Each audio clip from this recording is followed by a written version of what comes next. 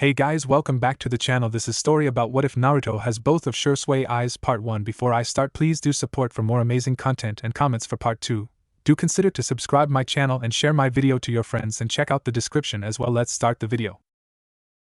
A 7-year-old Uzumaki Naruto was walking around the outskirts of Konoha. The blonde boy, who was wearing a white shirt with an orange spiral on it, along with a pair of dark blue shorts, as well as 3 strange whisker-like marks on his cheeks, had just pulled his greatest prank to date, releasing a bunch of harmless garter snakes into the girls' bathrooms at school. Of course, Iruka-sensei had caught him and he was punished, but he didn't care. At least he was getting some acknowledgement, although he didn't like the idea of being known solely for his pranks.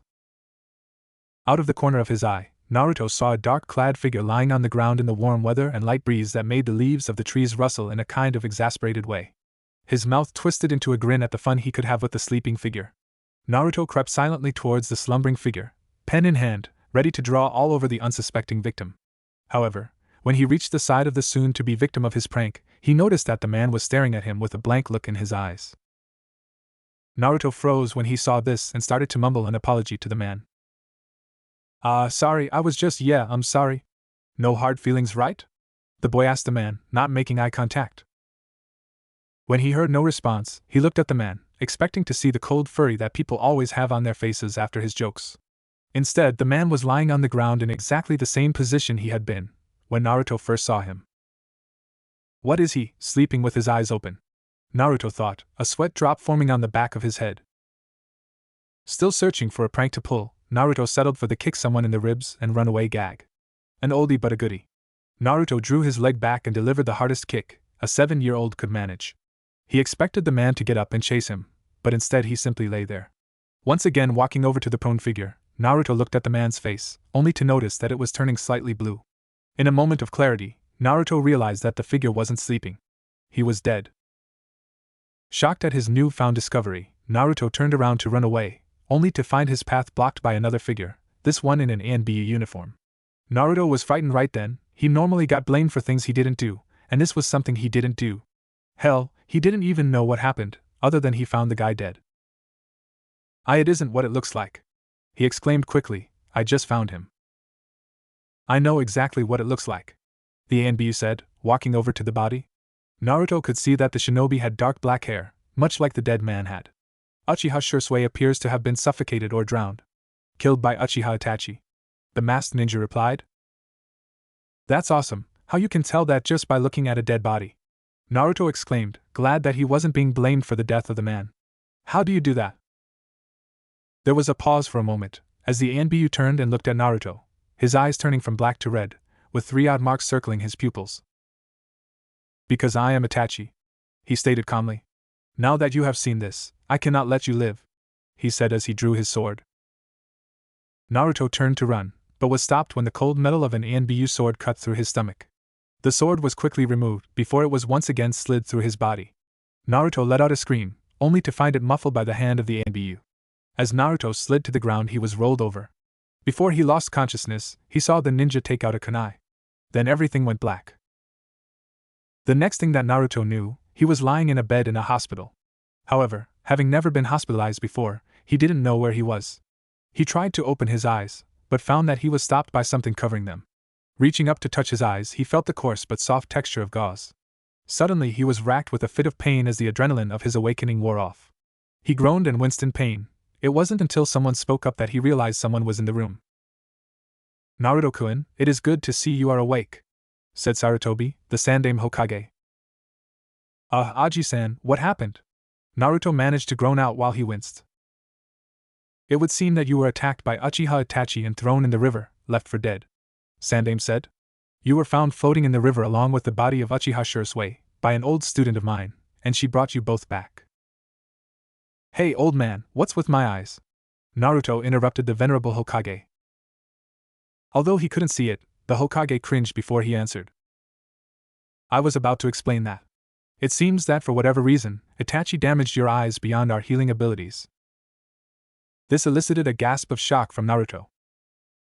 "Does this mean I'm blind?" he asked through gasps of breath. He began to cry at the prospect of never being able to see again. "Actually, far from it," the old man said. "My former student is a very good medic nin, and she was able to transplant Shisui's eyes into you. It is very rare indeed, but it was vital to your survival that every place that blood could leak out from was plugged. That included your eyes. I have some dead guy's eyes in my head, Naruto yelled. Yes, Naruto-kun, I suppose you do. The old man chuckled. Naruto, those eyes are very special, they hold the bloodline limit of the Uchiha clan. What's a bloodline limit? Asked Naruto. It's a special ability that is passed down through someone's family, explained the gray man. Now, since you are not an Uchiha, I do not think that the limit will awaken in your eyes, but that doesn't mean that they aren't valuable. If someone were to take them, Konoha would be in very big trouble.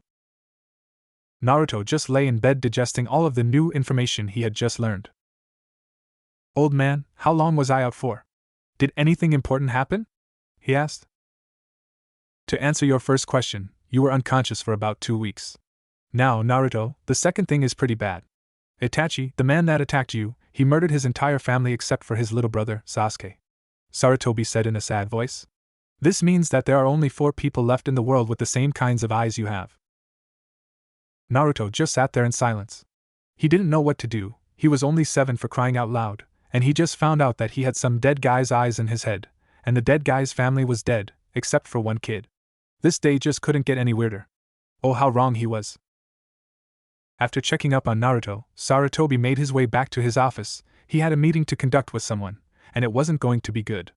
As he entered his office, he saw his old student, Tsunade, waiting for him. She was holding a standard medical file, with all of the information they could gain from Naruto while he was unconscious. Everything seems to be fine, Sarutobi-sensei, the blonde woman said. There is one interesting thing. You said he was an orphan, right? The Sandaime just nodded.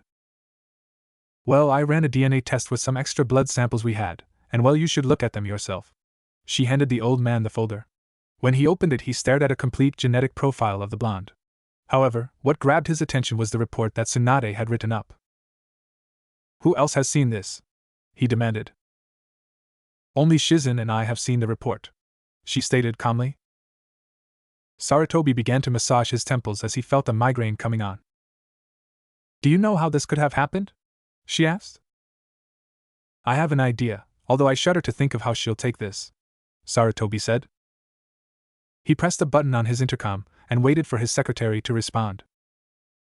I need you to have Mitarashi Enko meet me as soon as possible, he ordered. The aforementioned Jounin was currently training out at Field 38. Mitarashi Enko was a kunoichi known for her short temper, more than slightly sadistic nature, lack of proper clothing, and her prowess with kunai knives. She was a little annoyed that the Hokage was pulling her away from her training, but she needed a short break anyways. Her brown trench coat didn't move at all as she made her way up the winding stairs. When she entered his office, she was greeted by the sight of the old man, as well as Tsunade, the legendary medic Sennin. You wanted to see me, Hokage-sama? She asked, a look of slight confusion passing through her brown eyes. Yes, as you know, Uchiha Itachi attacked and killed his best friend as well as a small boy a couple weeks ago. Tsunade ran a blood test to look for any possible relatives. Enko didn't like where this was going. There were only 2 reasons why he would call her in to discuss this kind of situation. Enko, the Sandaime said, breaking her train of thought. We have good reason to believe that it's him. Enko's eyes grew wide at those words, and she collapsed into a chair, grasping her breath and shaking her purple-tinted hair in such a manner, as if to knock loose a certain memory. Tsunade thought this was strange, even for Enko, who was known for her loud entrances and more than slightly sadistic nature. What do you mean him? She questioned. What in the hell is going on? Sarutobi sighed at the question of his student. During the Kyuubi attack, there were many S-class secrets made, one of which was Enko's pregnancy. He stated. What do you mean, pregnant? She's only 24, that would make her 17, at the time. I know that's rather young, but that's not exactly worthy of such secrecy, Tsunade said, angry that she was left out of the loop. You know who Enko's Jounin sensei was, don't you? Sarutobi asked, rubbing his head. You know what he did? Of course Tsunade knew this. Enko's Jounin sensei was Orochimaru, her former teammate turned missing nin. He was wanted for experimenting on humans, but she didn't see what that had to do with. Oh my god! Tsunade gasped, looking at the slouched figure resting in a chair, her hands grabbing her stomach. Yes, due to one of Orochimaru's experiments, Enko hasn't aged in over 7 years, Sarutobi said, trying to comfort the sobbing women in his office. and due to another of his experiments, she found she was pregnant. We think it was part of an experiment to create a new bloodline limit. So you're saying that my baby is alive? Anko asked through ragged breaths. Why? Why did you lie to me then? She demanded. Anko, I had no intention of lying to you about this. When I found your son, there was no evidence that he was related to you in any way, and due to the damage of the QB, we just assumed that your son was dead. I'm very sorry about this. I want to see him, right now, Anko demanded. There's no way that I'm leaving him now. Who knows what he's going through because of me? Of course, Anko, but before that, I have a few other things I want to discuss with you first, the Hokage instructed. All right, but can you at least tell me his name? She said. His name is Uzumaki Naruto, the third replied, watching her reaction. Anko's face was a mixture of emotions. Happy and sad were interchanged with anger and fury. She was grateful for the chance to be a part of her son's life, sad that he had been hospitalized in critical condition for the past 2 weeks, and angry at the villagers, who were too ignorant to see that the boy, her son, wasn't the demon that was sealed into him. Anko, in the DNA results, Tsunade found some very interesting information. It seems that Naruto has a large number of genetic markers, in common with the Yondaime. This elicited a loud gasp from Tsunade and a blank look from Anko. Are you saying that the father of my son is the Yondaime? She questioned. No, I'm not. You see, during his assault, Itachi damaged his eyes so badly that they had to be removed. When Tsunade found him, she had to transplant the eyes of Uchiha Shisui to stem the large amount of blood loss he was experiencing. I don't see why that is important. Kakashi has a Sharingan implanted in his head too, Anko growled. Yes, but Kakashi hasn't suddenly developed Uchiha genes, the third replied. What do you mean Uchiha genes? Anko questioned. Hear me out, when your son was born, he had darker hair, right? The third questioned. Yes, dark hair and my eyes, Anko said. After the QB was sealed, the boy I found had blonde hair and blue eyes. Just like the Yondaime. In fact, he looks exactly like the Yondaime did at his age. Now, with the Uchiha genes, his hair is still blonde but with black streak in it, and his eyes are going to be black. His DNA shares markers identical to Shisui, as well as the Yondaime. What I think happened was that Orochimaru succeeded in creating a bloodline that would absorb anything foreign that the body was subjected to into the DNA. That way, any descendants of the child would bear the traits as well. Sandaime concluded. I think that before my successor died, he may have transferred, either by accident or intentionally, some of his DNA into Naruto, giving him his former appearance. Wait, what about the QB? Does that mean that he is part demon or something? Tsunade asked, shocked at her sensei's analytical analysis of Naruto's abilities. My son isn't a demon, Anko said loudly, glaring at the Sannin. Calm down, you two, the Sandaime said. If I am correct, Naruto must be subjected to someone's DNA to change. Since the QB is sealed inside of him, then there is no fear of him becoming a demon. Besides, we have a full DNA write-up. He's 100% human. But what's to stop someone from putting their blood into him? He'll keep on changing, and that won't be good. Anko worried that her son may end up with some kind of disorder before she got to know him. Well, for one, since the QB is healing him, it is safe to assume that the demon has some ability to regulate what is absorbed and what isn't. If he didn't have the QB, then I shudder to think what would happen, Sarutobi said. I believe that the ability is either fading or slowing down completely, because he adopted the genes of the fourth within a matter of minutes, but this time it took almost the entire 2 weeks he was unconscious for the changes to occur. Do you have those reports, Tsunade? Hi, his DNA had been slowly changing over the period of the past 2 weeks, and the changes were mostly minimal. I would need to run more tests, but I think that this ability is either being overwritten in his own DNA, or it is being stopped as to prevent further damage to the boy. The medic Nin deduced. Now, said the third Hokage, what do you say about meeting your son? Tsunade, Anko and the Hokage made their way back to Naruto's hospital room. Anko was more than a bit nervous about meeting her son that she didn't know survived the QB attack, for the first time. She was surprised that the Hokage had allowed her to regain custody of Naruto, since she was a former apprentice of Orochimaru, plus her son was the QB vessel. She had no doubt that life would be rough for the two, at least for a while.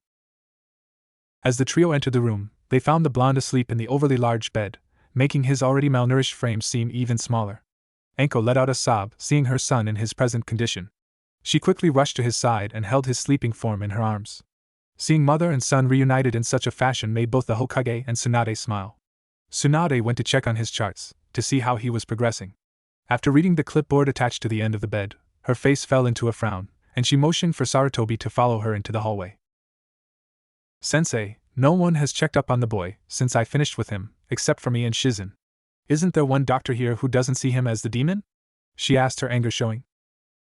The Sandaime let out a sigh and frowned. I was unaware that the staff harbored such a grudge against Naruto. Of course, this is his first time in the hospital, so I really had no previous knowledge of the staff's reaction, he said. Tsunade's scowl deepened as she heard two idiot nurses complaining about the demon brat. Tsunade, I have a request for you, Sarutobi said.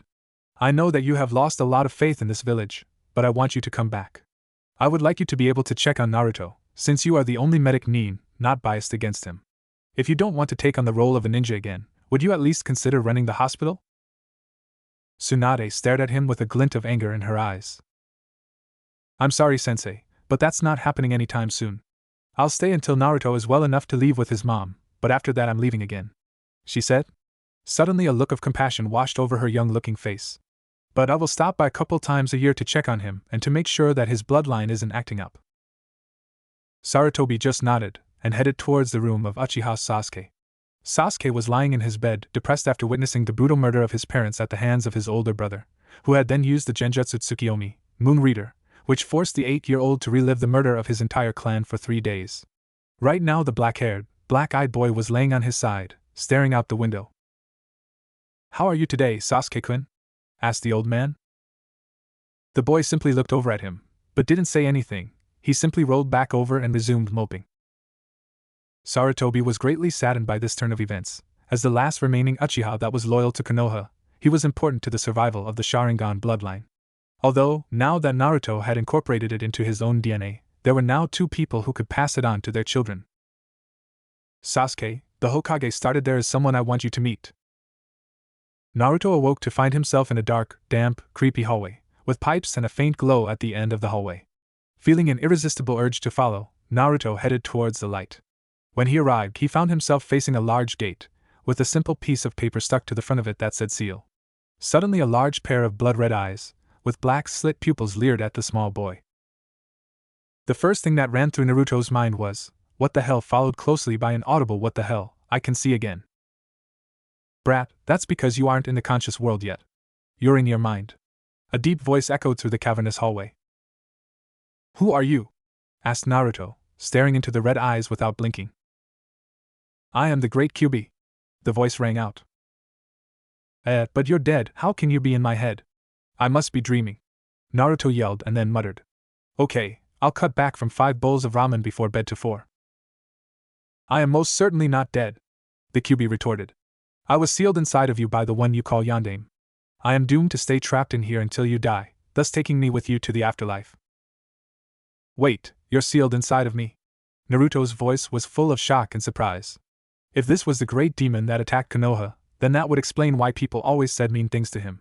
You're the reason that everyone hates me? Aren't you? You're the reason that no one will help me, and no one will let their kids play with me. You're the reason that I don't have any family. The boy screamed, tears beginning to flow from his eyes. Upon seeing the boy, who had stood up to more hardships in his short 7 years of life than most people did in a lifetime, begin to cry, the Kyuubi's eyes couldn't help but soften a bit. Yeah, kid, I'm the reason that everyone hates you. I'm the reason that they keep their offspring away from you. But I think you'll find that you are mistaken. I had nothing to do with your lack of family. The deep bass voice of the legendary fox rang out.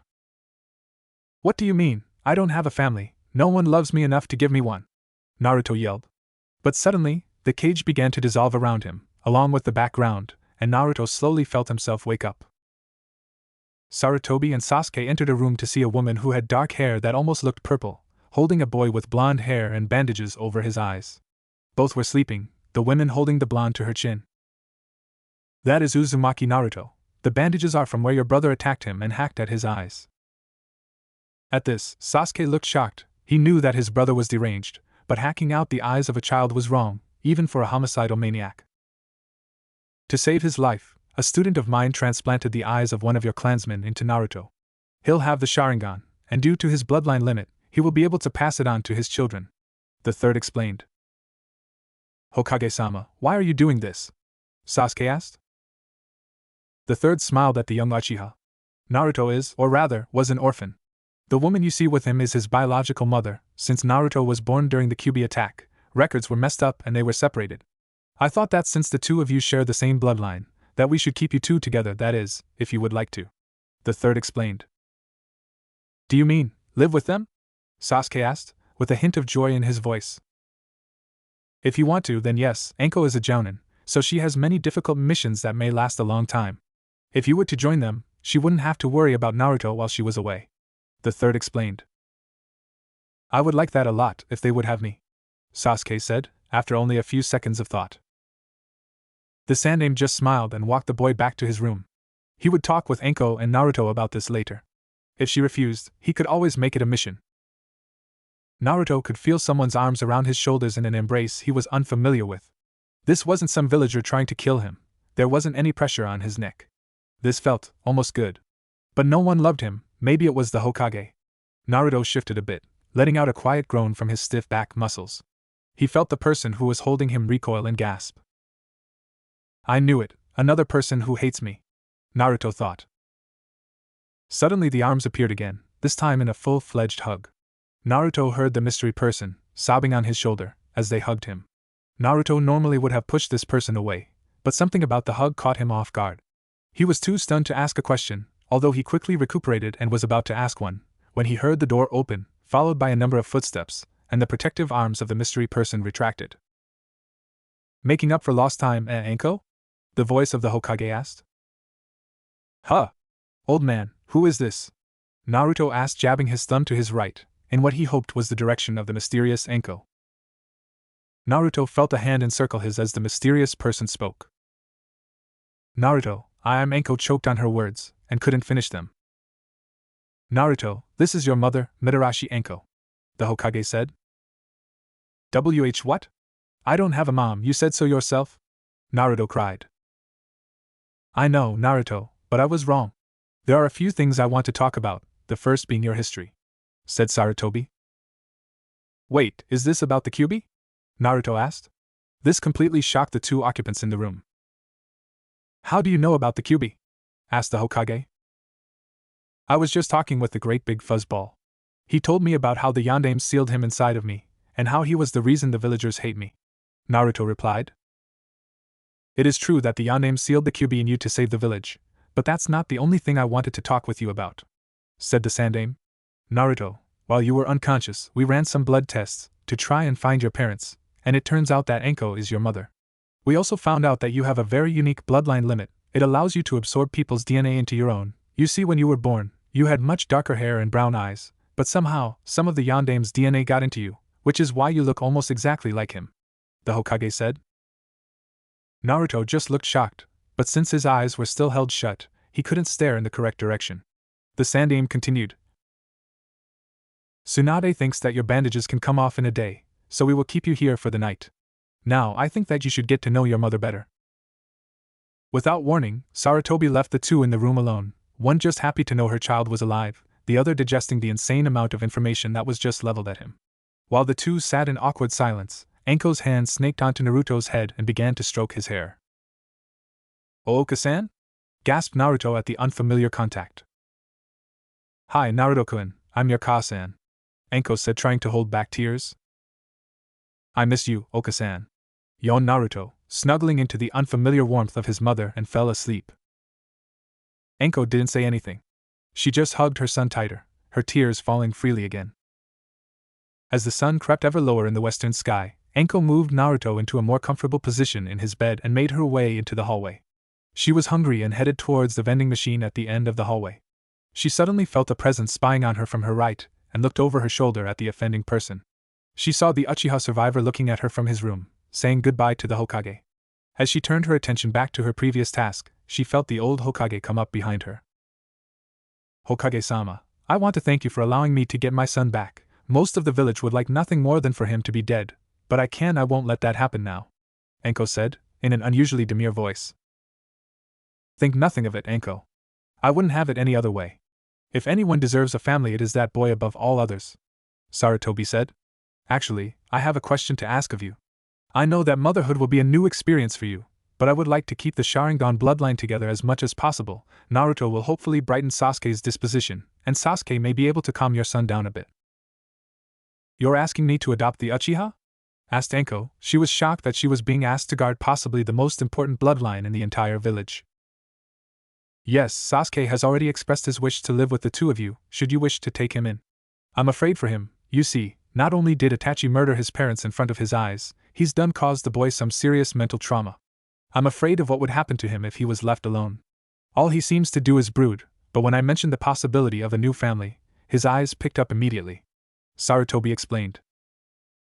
I'm honored, Hokage-sama, but I'd have to talk with Naruto first, Anko said. Of course, said the Sandaime. Would you at least like to meet him? He asked. Anko removed her purchase from the machine and nodded her head. Well then, I'll bring him by tomorrow when Naruto gets his bandages off, Sarutobi said and left the hallway. Anko simply returned to her son's room to dream about life with a new family. The morning sun rose, and with it, Anko's eyelids. As she rubbed the sleep from her eyes, she looked at the sleeping form of her son. His blonde hair was streaked with lines of Uchiha black, and the new jeans had even given his normally unruly hair a bit of a lean, causing the hairs on the top of his head to lean towards his arms, although it was slight. The whisker marks which adorned his cheeks seemed to fade with the incorporation of his new jeans, but that might be a good thing. The less people recognized him, the better it would be. The sleeping boy was awoken around 9 o'clock by the entrance of the Sandaime Hokage, as well as the remaining Uchiha survivor. Once Tsunade gets here, we will be able to remove the bandages, the old man explained. While the group was waiting, Naruto had tried to start up a conversation with Sasuke. He knew the boy from the academy, but that was as far as his knowledge went. Though it wasn't known to Naruto, Sasuke was doing the same thing. He wanted to find out all he could about his new brother. What he knew from the academy was limited, and it failed to do the blonde justice. Sasuke knew that Naruto had a reputation as being the dumbest boy in the class, who liked to play jokes and was very loud. But after talking with him, he realized that Naruto, for all his apparent shortcomings, was actually quite smart. Thinking over his short experience with the boy, he realized that most of the questions Naruto received, and subsequently failed, were much too hard for most genin to answer. Actually, Sasuke didn't even know the answer to the questions the dobe received. Sasuke came to the conclusion that Naruto's lack of skill was due to his lack of a family. He hadn't had anyone to teach him any techniques, or how to control his chakra. He had grown up alone, without the benefits or joys that family brings. The black-haired boy's next thought caught him off guard. If Naruto had never been trained, then how good would he be with supervision? While Naruto was the dead last at the academy, it wasn't by much. He might even be a worthy challenge for Sasuke, maybe even better than the Uchiha. The thought of this made the Uchiha smile. The boys' conversation was interrupted by the arrival of Tsunade and her apprentice, Shizen, who would be departing the hidden village immediately following Naruto's dismissal from the hospital. She muttered something about a hangover, and proceeded to unwrap the bandages surrounding Naruto's head. After the last bit of gauze was removed, Naruto slowly opened his eyes. At first the unusual sensation of bright light hitting eyes stung for a while, but slowly they grew accustomed. The crowd in the room was looking at the boy expectantly, waiting to hear his reaction. Sasuke immediately saw the Uchiha eyes and noted with happiness that the boy looked almost like an Uchiha, with his darkly streaked hair and deep black eyes. He was happy that even if the person staring back at him wasn't a true Uchiha, that he had at least found someone who was like him. Naruto was just happy to have his sight back. He blinked a few times before taking note of the people in the room. He recognized the Hokage and Sasuke. But there were 3 new people in his room that he had never seen before, including his mother. Naruto looked over his shoulder at the purple-haired Jounin and stared into her brown eyes. Although he looked nothing like her, he knew instinctively that she was his mother. "Ka-san!" The boy cried and quickly enveloped Anko in a fierce hug. "How do the eyes feel?" she asked, returning the hug. "They feel fine," the boy replied. "Can I see what they look like?" Tsunade pointed her thumb over towards a small mirror over the sink in a corner. Naruto leaped out of bed and quickly made his way over to the sink to check out his new appearance. The black eyes of Uchiha Shisui gazed back at the former blonde. The look seemed almost natural. The only sign that the eyes were transplanted were small scars around the corners of his eyes, where the originals had been removed. The left eye had a cross running downward towards the bridge of his nose, and the right eye had 2 scars forming a cross at the far corner. All in all, Naruto liked his new look. The eyes weren't his usual happy blue, but he liked them nonetheless. His hair was now streaked and more limp than before made him look a bit more mysterious, seeing as it actually hid some of his face. However, the thing he was most happy about was the fact that those ugly whisker marks had faded. Where there were once 3 lines, only 2 remained, making him look less like the fox that was trapped inside him. "This is so cool," Naruto said, responding to his new look. "I'm glad to hear that you like your new look, Naruto," the Sandaime said. "I have a question for you. I want to know how you would feel having Sasuke as your brother." "You mean, since he's an orphan too, you want him to live with Ka-san and me?" the 7-year-old asked. The Sandaime chuckled to himself, seeing how intelligent Naruto could be. "Yes, I would like for your mother and you to adopt Sasuke, so that all of you can have a family, even after such tragic events." "That would be so cool. What do you think, Ka-san?"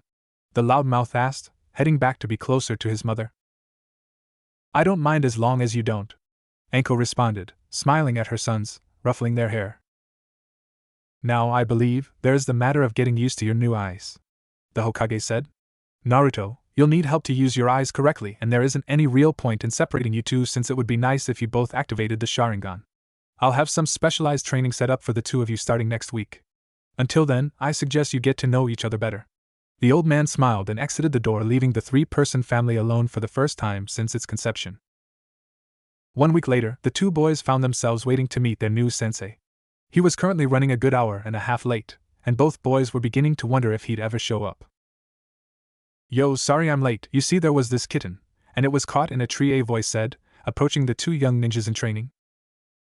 The 2 looked at the newcomer with identical stares of both disbelief and anger. He was a tall man with gray hair, although he wasn't old, and it stuck up in many different angles, not unlike Naruto's old hair. He was wearing dark pants and a dark shirt under the standard issue Jounin vest, as well as black fingerless gloves that had a metal plate on the back of the hand to block swords.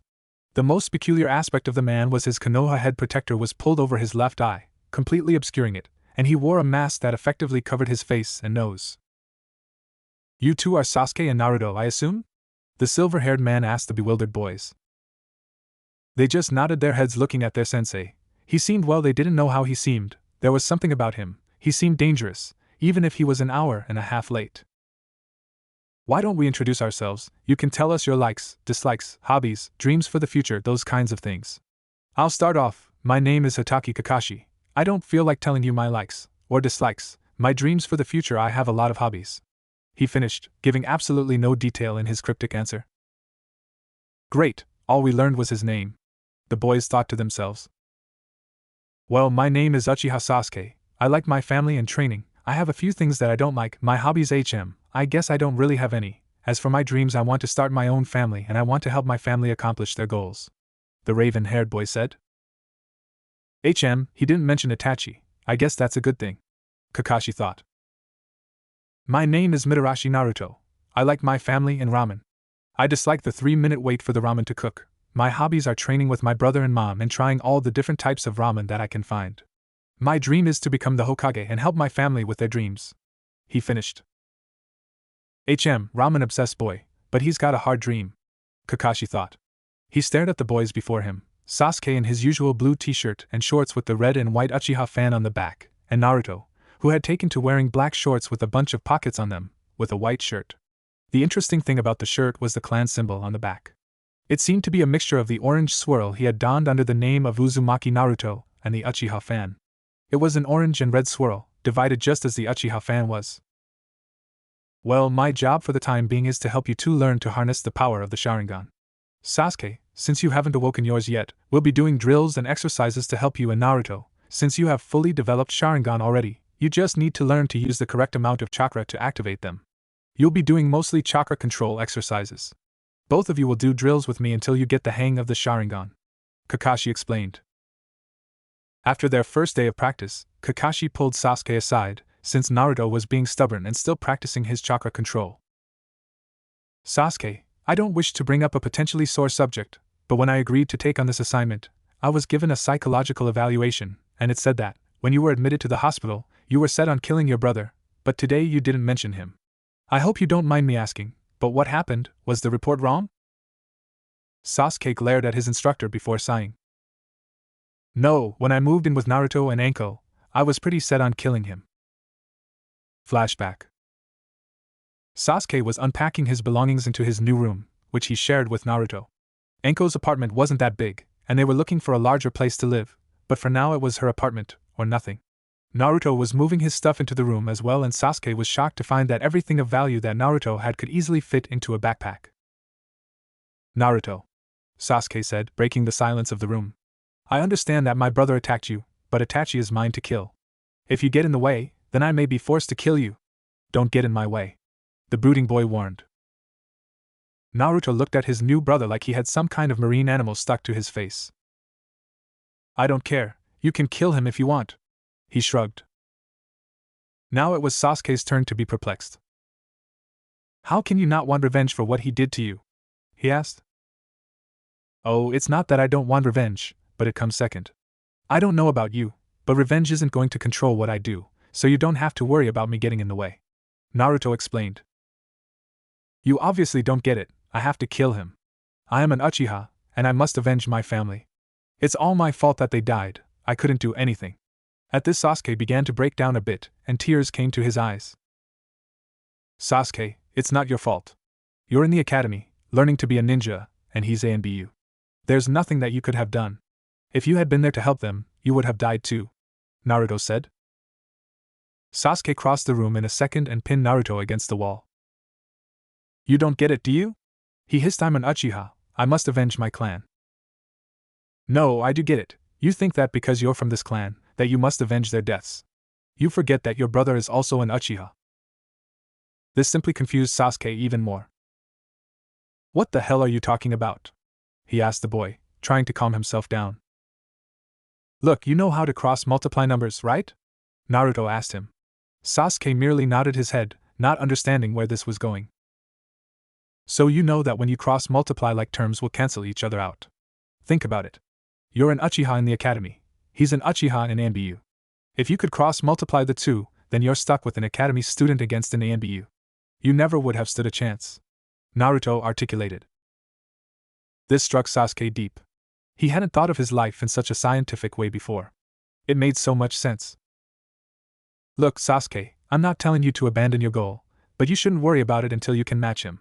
I'm sure one day, you'll see him again, and be able to kill him, but that won't be until you're at least a Chunin, more than likely, not until you're a Jounin. Don't worry about it for now and focus on other things. Naruto simply left the room to find his mom and give Sasuke some room to think. End flashback. Sasuke retold the story of Naruto's logic to Kakashi, who was very impressed by the dead last's ability to change Sasuke so easily. It's not a good thing to be an Avenger. Avengers lead a life of pain and suffering.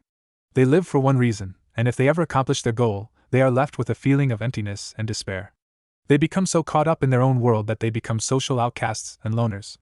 It is not a life that I wish upon anyone. With that, Kakashi dismissed the boys for the day. The boys walked back to their apartment at a quick pace, hoping to make it back in time to shower before dinner. The looks that they received were surprising to Sasuke, especially the first time he noticed them.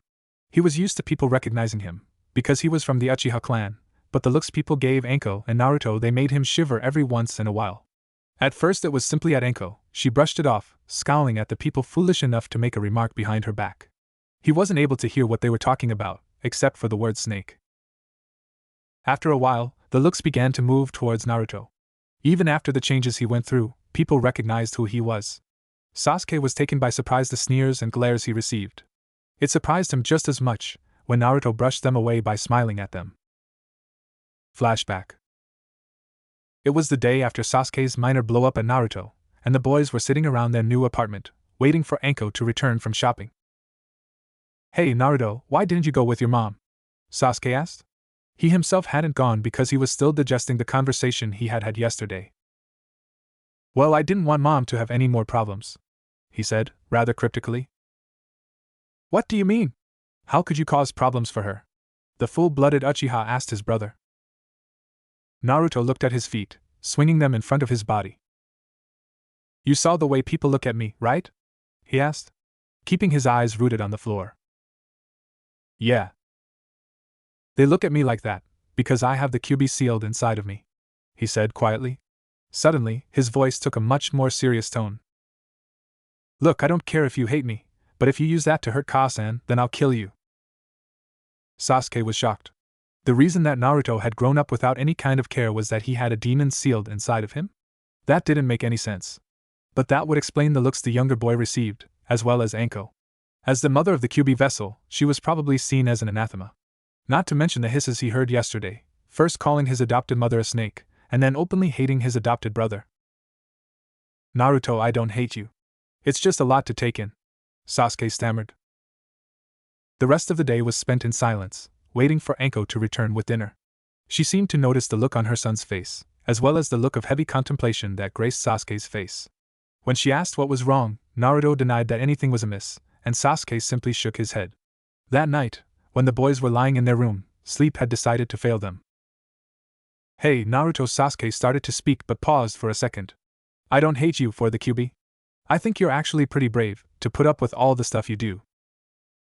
Naruto turned over to the boy and, although Sasuke couldn't see him, stared at the boy. Then Naruto returned to his previous position and tried to go back to sleep. Before he managed to find refuge though, he said, Thanks, Sasuke. You're the first person I've told besides the Hokage and Kasan, so this means a lot to me. The boys remained silent for the remainder of the night, before finally falling asleep. End flashback. After that day, the three people living under the roof of Anko's apartment could actually feel like a family.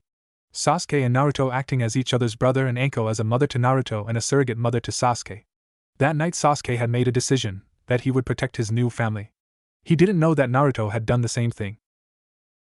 The next few months passed quickly for the two boys. Between the academy and their training with Kakashi, they had little time for other activities. They would attend the academy until 3 in the afternoon, and then train with Kakashi until 5 or 6 and then return for dinner. Anko proved to be a very capable mother, caring for her two sons and keeping up with her duties as a jounin. She would often be seen sparring with Naruto and Sasuke or simply chasing them if they were running late for any reason. As remarkable as Anko's transformation was, the most noticeable changes were in Naruto and Sasuke. Sasuke had, for the moment, given up on avenging his family and embraced his foster mother and brother. Without feeling the need to measure up to his murderous brother, he became almost social. He still abhorred the attention he received from his fangirls, but he would make attempts to meet the other people in his class. It had taken him a while, but almost 5 weeks of constant training in different combat scenarios with Kakashi and Naruto had awoken his Sharingan. It wasn't complete, but he wasn't expecting it to be, and was actually quite happy when he noticed that his right eye had 2 of the strange coma-like marks in them instead of 1. Naruto had changed the most. With the love of his mother, and the attention of his brother, he quickly gave up his prankster ways and devoted himself to both his schoolwork and training. It had taken him almost as long as Sasuke to reawaken the Sharingan, but he finally did, if only 1 day before his brother. He was leading a happy life now, and a large part of that was due, in part, to Sasuke. Before, the majority of the village had harbored grudges or hatred against the boy, but now about half of the village was reconsidering their previous opinions. 1/2 of the village was convinced that Naruto had conned the remaining Uchiha into being his brother, while the other half were convinced that Sasuke could do no wrong and thus accepted Naruto as part of society. After the training with Kakashi ended, the boys continued to train together and further their skills. Sasuke remained entrenched at the top of the class, but Naruto was quickly climbing the ladder and was closing in on the middle of the class. Naruto was constantly trying to find out if he had absorbed any more bloodline limits, so far unsuccessfully, and learning how to integrate the Sharingan and some of his new katan techniques into his fighting style. Naruto had never learned any type of rigid taijutsu style, and he liked that. It gave him an unpredictability that he found helpful. Sasuke had continued to train in the basic academy taijutsu, but he did throw in some moves he learned from Anko and Naruto to give his arsenal more variety. He had also picked up Anko's love of kunai and other throwing weapons. He didn't have the experience that his adoptive mother did in close-range combat.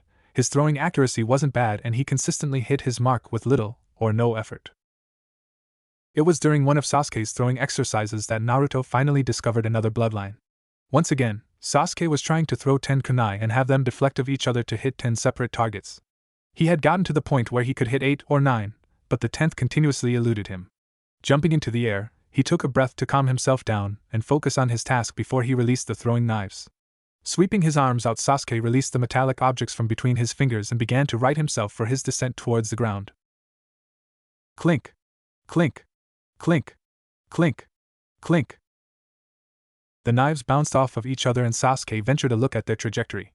With 9 simultaneous thuds, 9 of the kunai embedded themselves into the intended targets. Damn, still only 9. Now where is that other one? He thought. He heard the yelp of his brother, and figured that his kunai might have gone off course more than he had thought. What he saw confused the Uchiha to no end. Naruto was sitting in the shade of a large tree, and there, not a foot in front of the younger boy's face, was the kunai, floating in midair. "Old man!" Naruto yelled as he burst into the office of the Hokage. "Something happened, and we don't know what it was, but it was cool. We figured you would know, so we came here." Upon hearing the "we" in the statement, Sasuke walked into the room. "Why don't you tell me what happened, and I'll see if I can help you boys?" the venerable Hokage said, smiling at the close kinship the two shared. "I was taking a break from climbing trees when one of Sasuke's kunai came flying at me. I panicked because I didn't have time to block it, so I put my arm out like this." He raised his right hand in a warding motion, while he used his left arm to cover his head, and when I didn't get hit, I looked, and it was just floating in the air. This confused the Hokage. He had never heard of something like this. "Is it a kind of chakra shield?" he asked. "No, we figure out that it could only repel metal objects. I tried throwing different things at Naruto, and the pebbles, dirt clods, and my sandal all got through, but he can stop kunai and shuriken in midair," Sasuke explained. "That's why we came here. Either it has something to do with metal, magnets, or this field only stops deadly things." The Hokage thought about this for a minute. I have an idea how we can find out." He took out one of his many paperweights and laid it in front of Naruto. "Try to change the shape of this, if you can, Naruto," he said. Naruto concentrated on the paperweight, which was shaped like a leaf, and willed it to become a simple block. Nothing happened. He tried for 5 minutes, concentrating on the leaf and willing it to change, but it never did. "Well, I think we can say that your ability isn't to control metal," the Sandaime explained. "I also think that your own tests show that it isn't some kind of force field, so I believe, Naruto, that you have a very rare bloodline that was originally from Sunigakure. Their Sandaime had the ability to control magnetic forces and used it to control small pieces of metal for his jutsu." Naruto and Sasuke stood there with their mouths agape and stared wide-eyed at the gray-haired man. "That is so cool!" Naruto yelled in triumph. "I have a bloodline of a Kazekage." "Yes, I suggest that you practice both repelling and attracting different things. It could come in handy someday," the Sandaime suggested. "In the meantime, I believe that your mother should be arriving shortly to turn in her report, so why don't you two just wait here for a while?" True to his word, Anko walked into the office not 3 minutes later to deliver her report. It was a straightforward mission, guarding the Fire Country's daimyo from a missing nin. It wasn't very hard, and she finished early. When Naruto explained about his new bloodline, Anko smirked and ruffled his hair. "All right, from now on I expect to have to try during our kunai duels." This earned a groan from Naruto, who hadn't inherited his mother's love of kunai, much to her disappointment. Naruto's birthday, October 10th, rolled around rather quickly. He still hadn't perfected using his magnetic abilities, but he was getting better.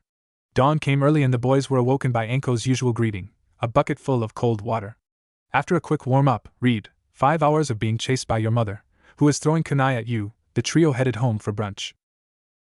As the day wore on, both Sasuke and Anko noticed that Naruto was more and more reluctant to leave the apartment. They figured it had to do with the Kyuubi, and when they asked him, he explained that the villagers always hated him more today and had grown accustomed to staying inside to minimize contact with drunk and/or irate villagers. Anko decided to stay and comfort her son more that night, and so Sasuke was the only one to go out to enjoy the festival, although it was rather subdued now that he knew of Naruto's burden. He watched as the smaller children ran around, enjoying the games and food of the festival. In reality, Sasuke was appalled by the villagers' treatment of Naruto. He had only come out to honor the Uchiha who had died in the attack, and then he planned on returning back to the apartment. After a nice speech by the Hokage, Sasuke walked back towards the apartment, passing different restaurants along the way. He heard different people talking in various states of inebriation about different worries, from raising their kids to the state of the village. Once he returned home, he joined his adoptive mother and brother for dessert before he headed to bed. As he was taking his dishes over to the sink, he looked out the window at the sky, noting the new moon. But what interested him the most was the group of flickering orange lights that were making their way towards the apartment building. He didn't immediately recognize the glow of torches, simply passing them off as part of the festivities, but he did seem to recognize the silver-haired Chunin leading a group of 20 or 30 people. What is Mizuki-sensei doing? He thought. It wasn't until he heard the shouts of "kill the demon." Then it hit him. Shit! Anko-ka-sen, there's a mob outside, Sasuke yelled in warning. What? The purple-haired Jounin yelled as the door to the apartment was kicked in. The first person in the doorway was greeted by a kunai to the shoulder, courtesy of an enraged mother. The second person met a similar fate, this time from Sasuke. Mizuki forced his way towards the door, loosing shuriken as he entered and multiplying them with Kage Shuriken no Jutsu, Shadow Shuriken technique. He was absolutely dumbfounded when the multitude of metal seemed to slow and hover in mid-air. "You will not hurt Ksan!" Naruto screamed and repelled the shuriken back towards the mass of now shocked villagers. Mizuki was able to use a Kawarimi no Jutsu, replacement technique, to avoid the multitude of steel-throwing stars. Shuriken are not as lethal as kunai, unless they embed themselves in the throat or head, so damage to the mob was minimal. However, the only person standing was Mizuki, who took the moment of shock to organize another attack on the demon. He knew he couldn't hope to beat a jounin like Anko, so he decided to try and burn out the three ninja. Katon, Gakkaku no Jutsu. Fire type, Grand Fireball technique. Mizuki then unleashed a very large ball of fire towards the apartment, only for his fireball to be doused by two cries of Sueten Sujin Hiki. Water type, Water Barrier, from Naruto and Sasuke. How do you know that? Mizuki stammered as he froze upon seeing the boys perform the jutsu. Then he noticed that both boys had red eyes with comma marks circling the iris. SSH Sharingan. That's not possible. He watched as Naruto raised his right arm and leveled it at him, while Sasuke simply smirked at his brother's antics. Suddenly Mizuki felt his arms begin to fall asleep.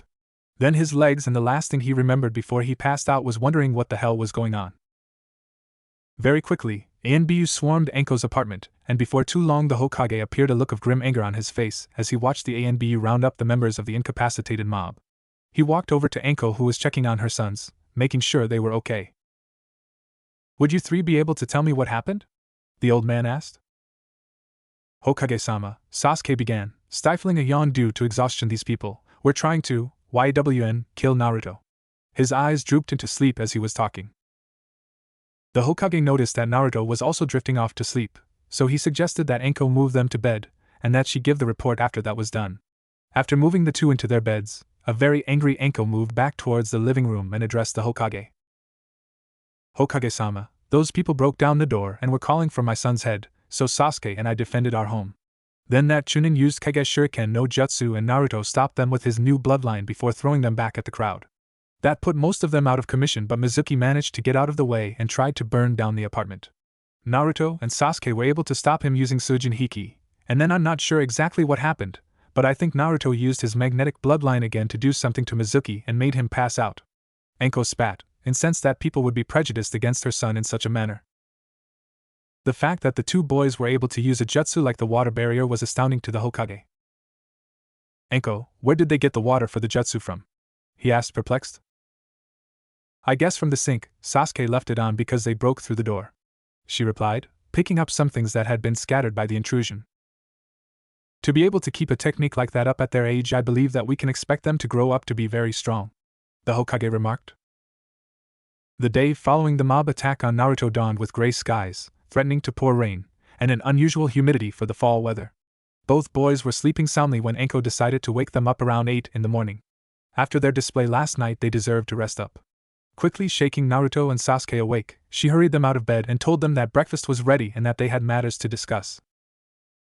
The boys entered the small kitchen/dining room after a few minutes, and rubbing the sleep from their eyes muttered a thanks as they accepted their breakfast of cereal and toast. "First off," Anko started, her face holding no emotion, "I want to congratulate the two of you on your performance last night. The way you boys were able to use the water barrier at your age shows great potential and chakra control. Secondly, I want to know what you did to Mizuki." She spat out the silver-haired man's name like she was cursing. The boys exchanged sheepish glances, which were quickly covered by mischievous grins.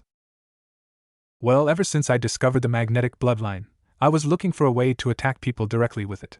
I've been trying to pull the iron from the ground and tried to do the same thing to humans. But since I can't go and try it on people, I haven't gotten very far. Last night I think I used the fox's power, and that was how I was able to beat Mizuki-san Mizuki," Naruto explained. If nothing else, Naruto had adopted his mother's ideals about hating people. If they crossed him wrong like last night, they were forever an anathema, and he would treat them as such. "I just wish he would have used some cool jutsu, so I could have copied them," Sasuke complained. This elicited a laugh from everyone, and the mood switched to lighter conversation before the boys had to leave for school. Life settled down and fell into routine for the three. 2 years passed without incident and the boys were starting their, hopefully, final year in the academy. The two had grown up and closer together than anyone could have hoped for. Sasuke had grown close to 5 feet 3 inches, and showed no signs of slowing down, while Naruto was smaller, at 4 feet 11 inches, but was a bit quicker than his brother, who was physically stronger. That day at the academy, the class was reviewing the different techniques that they might have to demonstrate at their graduation exam. The selected skill today was the Henj no Jutsu or transformation. As Iruka-sensei called each member of the class up to change into a copy of him, he couldn't be more proud of his students. They were easily one of the best overall groups he had ever taught. Haruno Sakura, the brown-haired Chunin called out. The pink-haired Sasuke fangirl quickly moved to the front of the class and formed the correct hand seals before calling out Henj. A puff of smoke appeared and after it disappeared, a perfect copy of Iruka smiled back at the teacher. Very good, Sakura, he admonished the girl. Next up is Uzumaki Naruto. Naruto made his way down the rows of desks and stood in the front of the class. It had been decided after much arguing and yelling that Naruto should keep the name Uzumaki, since Orochimaru would come back for the boy if he found out he was alive. The only people who knew him as Mitarashi Naruto were Sasuke, Anko, Iruka, Kakashi and the Hokage.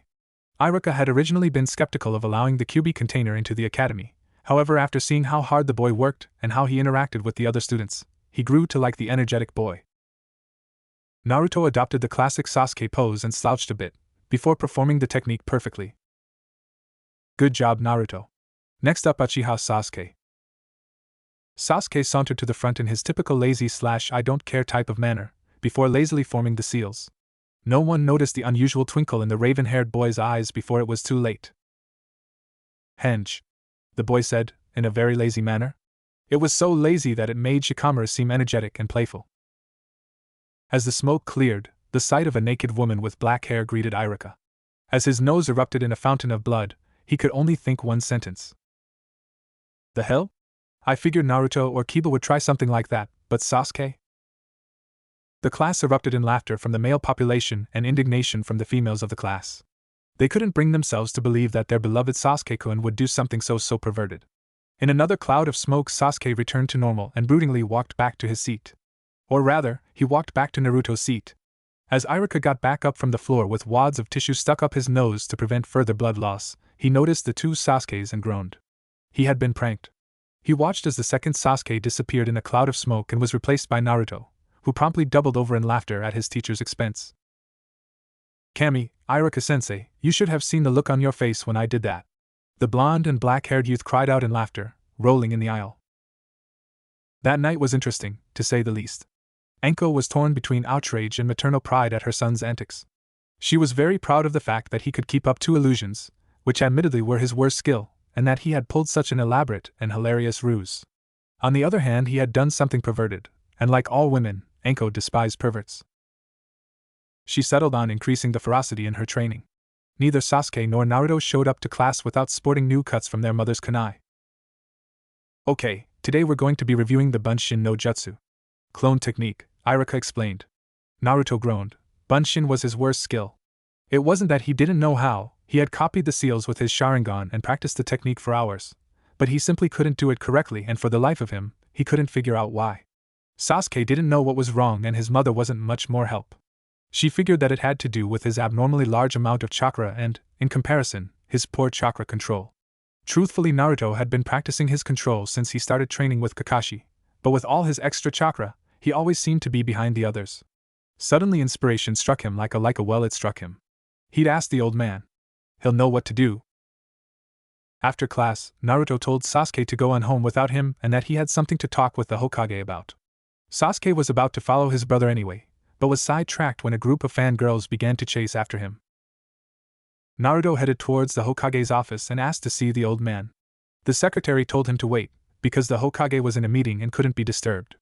As the meeting ended, representatives from the surrounding villages exited the office and Naruto walked past them all into the Sandame's office. Hey, I've got a problem, Naruto said, when he saw that he had the Hokage's attention. I can't do a Bunshin and I can't figure out why. Mom thinks it's 'cause I've got such high amounts of chakra, but she's not sure. Can you perform the technique for me? Asked the gray-haired leader. Naruto performed the technique and was rewarded with 3 dead and deformed clones. Yes, I would agree with your mother, You do have too much chakra, the Sandame said. Now, Naruto, there are other forms of the Bunshin that are actually more useful. There's the Mizu Bunshin that creates a solid clone out of water, and the Tsuchi Bunshin is made of earth. These require more chakra than normal, so you should be able to do those without problem. The only problem is that we don't have any way to teach you those particular techniques. If you ever encounter them, do me a favor and copy them, that way we can write them down. The old man chuckled at the joke.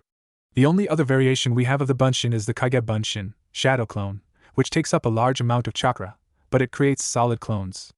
Unfortunately, since it uses such a large amount of chakra, it would be a bad idea to try and copy it, so you will have to learn it the old-fashioned way. Now it is a kinjutsu, so I can't just give you a copy of the jutsu, but if you'll stop by my office, say, this weekend, I will teach you how to perform the jutsu. Naruto sat in a chair and stared at the old man. He was going to learn a kinjutsu. Plus, he would be able to pass the graduation exam this way. Okay, I'll stop by over the weekend to learn this jutsu. See you later, old man, Naruto exclaimed as he exited the office. That weekend Naruto returned to the office of the Hokage to learn the forbidden technique Kage Bunshin. It turned out to be easier than he expected, but the old man didn't lie when he said it used a lot of chakra. The principle behind the skill was simple enough: take a normal Bunshin and put about 10 times more chakra than necessary to create one clone, and then another 3 or 4 times as much chakra to sustain it for any reasonable length of time. In the end, it was very easy to see why it was forbidden. He had agreed to show Sasuke, but both boys realized that the full-blooded Uchiha didn't have the chakra reserves necessary to perform the technique.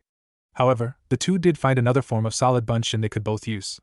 They were watching some of the different shinobi of the village train, and found Kakashi was dueling with a green spandex-clad man with thick eyebrows and a bowl cut, except that Kakashi was a Mizu Bunshin. The two boys then conned the lazy Jounin into showing them the technique, which they learned and used in their training routines. Time moved quickly after that weekend. The two boys continued to train, although they also found time to do other activities. Both Naruto and Sasuke had become friends quickly with Shikamaru and Shuji, although it was mostly Naruto who hung out with the lazy boy and the potato chip-addicted preteen. Sasuke had struck up a rivalry with Hyuga Niji, the previous year's #1 rookie, and seemed to be competing against each other in just about everything. After nearly 3 straight years of being rejected by Sasuke, many of his fangirls decided on another tactic. They tried to become friends with Naruto, Shikamaru, and Shuji. Naruto hasn't been able to walk through town without being hounded for the last 4 months, while the other two boys have only recently become targets. Luckily for them, or terribly unlucky for Naruto, Shikamaru's laziness and Shuji's constant eating seemed to be turn-offs in their own right, while Naruto couldn't claim any of the previous self-defense mechanisms and was sorely tempted to try his mother's tactics and begin to throw kunai indiscriminately. The graduation exams rolled around, and as expected, Sasuke was slated to become Rookie of the Year, while the position of top kunoichi was in a heated argument between Yamanaka Ino and Harino Sakura, both of whom were gigantic Sasuke fangirls. Naruto was moving between the top half and top quarter of the class, largely due to his poor effort on written assignments, as he often responded when asked about his poor grades. Who cares what the middle name of the Nidame's brother's third youngest sister was? And who cares if Tsunade of the legendary Sannin is the granddaughter of the Shodaime? I mean, honestly, when will that ever save my life? Of course, what people failed to notice while he is ranting on like this is the fact that he knew that Tsunade was A, part of the legendary Sannin, and B, was the granddaughter of the first Hokage. It was during one of these rants that he actually got to know Shikamaru, after the lazy genius noticed that Naruto knew those facts. While Naruto may have given up physical pranking for the most part, he still loved to mess with people's heads. As Naruto entered the exam room, he felt confident that he would pass. Before, he would have been worried sick over his inability to perform a Bunshin, but now he was able to 2 different kinds of Bunshin. He felt very sure in himself. Okay, Naruto, you have to perform a Bunshin to pass, Iruka said. Deciding to play it relatively safe, Naruto created 3 Mizu Bunshin from the glass of water on Iruka's desk. Congratulations, you pass, Iruka said, after he found his voice again, and handed him a Konoha forehead protector. After that, there was time for celebration. The next day, Naruto and Sasuke showed up for their Genin team assignments. I'd like to congratulate all of you for passing the exam. You are all true shinobi of Konohagakure, and should always wear the symbol of the leaf with pride, Iruka explained as he began assigning teams. It wasn't until he reached Team 7 that Naruto paid any attention. Team 7, Uchiha Sasuke, Uzumaki Naruto. At this, the two brothers exchanged high fives and head nods in silent approval. And Harino Sakura, Iruka finished. Team 8 will be, but before Iruka could continue, he was cut off by Sakura's voice. Iruka-sensei, why am I on a team with Naruto? Won't that make the teams unbalanced? She asked in a way that made it sound less insulting than it really was. Normally you'd be right, Sakura, but Sasuke was the number 1 rookie. Naruto ended up around the middle of the class, and although you are the second-ranked kunoichi, all of the teachers thought you could learn the most from being with Sasuke and Naruto. Iruka explained. Now, Team 8 will be Aburame Shino, Hyuga Hinata, and Inuzuka Kiba. Team 9, and with that Naruto quit paying attention again. However, he was rudely interrupted from his lazing when Team 10 was announced. Team 10, Nara Shikamaru, Akimichi Chuji, and Yamanaka Ino. This got a groan of displeasure from Shikamaru and Ino. Your Jounin senseis will be here shortly to collect your teams, Iruka explained before leaving the room as various Jounin came into the room and picked up teams. Eventually the only team left was Team 7. Sakura was trying to talk with Sasuke, who had created a Mizu Bunshin and then used a basic camouflage jutsu to hide while he sat with Naruto, who was somewhere in between sleeping and daydreaming. 2.5 hours later, a very late Kakashi entered the room, only to be hit on the head with an eraser. He was then forced to dodge 2 kunai, thrown by Sasuke and Naruto, while Sakura simply tried to stammer an apology for her rude and childish teammate, completely ignoring the fact that Sasuke had also thrown a kunai at the Jounin, and if anything was aiming to do more damage than Naruto, since he was aiming for Kakashi's family jewels. Well, my first impression of you guys is I really don't like you, the pepper-haired Jounin replied. Meet me on the roof. With that he disappeared in a cloud of smoke. When the 3 genin arrived at the roof, they found Kakashi sitting on a ledge, reading one of his perverted books. He noticed that Naruto and Sasuke arrived first, followed by a very wet and very angry Sakura. What happened?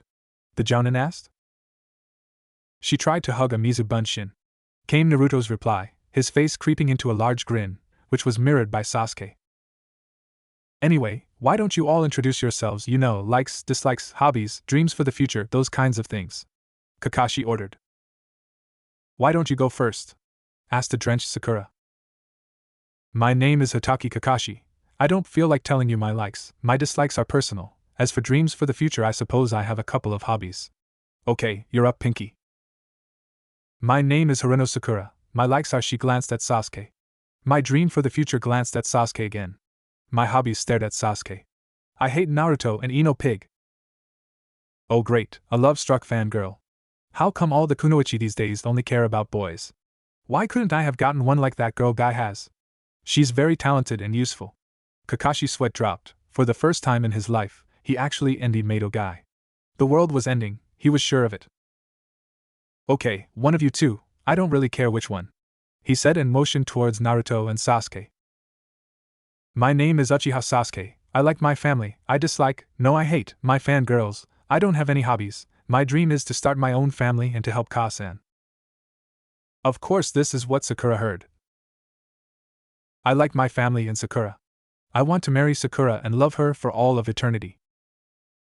This caused her to try and hug the Uchiha again, only to find herself hugging Kakashi, who Sasuke had used as a replacement. This, it was safe to say, caused Naruto to fall to the ground laughing harder than ever, clutching his sides. Ha ha! My name is Uzumaki Naruto, ha. I like ramen and my family. I dislike anyone who would hurt my family. My hobbies are trying out new ramen flavors, and training, and I want to become Hokage and ha help my family achieve their dreams, he stated, his words turning into fits of laughter every once in a while. Well, that's it for introductions. Meet me tomorrow at 7 o'clock at Training Ground 32 for survival training, Kakashi exclaimed as he went to leave. But then he noticed that both boys had their Sharingan active, hoping to copy the technique he used to teleport away earlier. He decided to simply take the stairs. As he walked away, he heard the angered cries from the two. Damn you, we will figure out how you do that cool technique. Sakura was very, very angry. It was 9 o'clock in the morning, and neither her teammates nor sensei was at the training grounds. Sure, Kakashi had shown up late yesterday, but surely he wouldn't do the same thing twice, right? Wrong. Not only was he late, he was even later than yesterday. Not to mention the fact that Naruto and Sasuke weren't there yet either. Just as she was about to storm out of the area and find her tardy teammates, the two boys in question appeared on the edge of the area, chatting and walking at a relaxed pace. Seeing the two walk and so casually made Sakura's already boiling blood bubble over. What the hell are you two doing? She screamed at the boys when they came in range of her voice. You're 2 hours late. Oh, Sasuke-kun, did that baka slow you down? I know you wouldn't be late if he didn't. She gushed at her crush. The pair was saved from answering her by the arrival of their gray-haired sensei. Yo! Kakashi greeted the team with his standard introduction. You're late, Sakura bellowed at the jounin. Well, you see, there was this dog attacking the mime, and he couldn't call for help, so I had to spend the next hour trying to decipher his gestures. He wasn't very good. Then when I took him to the hospital, he still refused to talk, even to give his name and other information, so that took a while. Kakashi explained. You're lying, Sakura accused bitterly. Anyway, your test is to get these from me, before this timer goes off. Kakashi explained, showing the 3 silver bells. If you don't, I'll send you back to the academy. He drawled lazily. But sensei, there are only 2 bells, Sakura dumbly stated. Yes, well, this exam does have a high rate of failure, their sensei explained. Well, the timer is set for noon, so you've got about 3 hours to get a bell. Begin! With that, the 3 genin hopefuls disappeared into the surrounding forest. Well, Naruto and Sasuke are well hidden.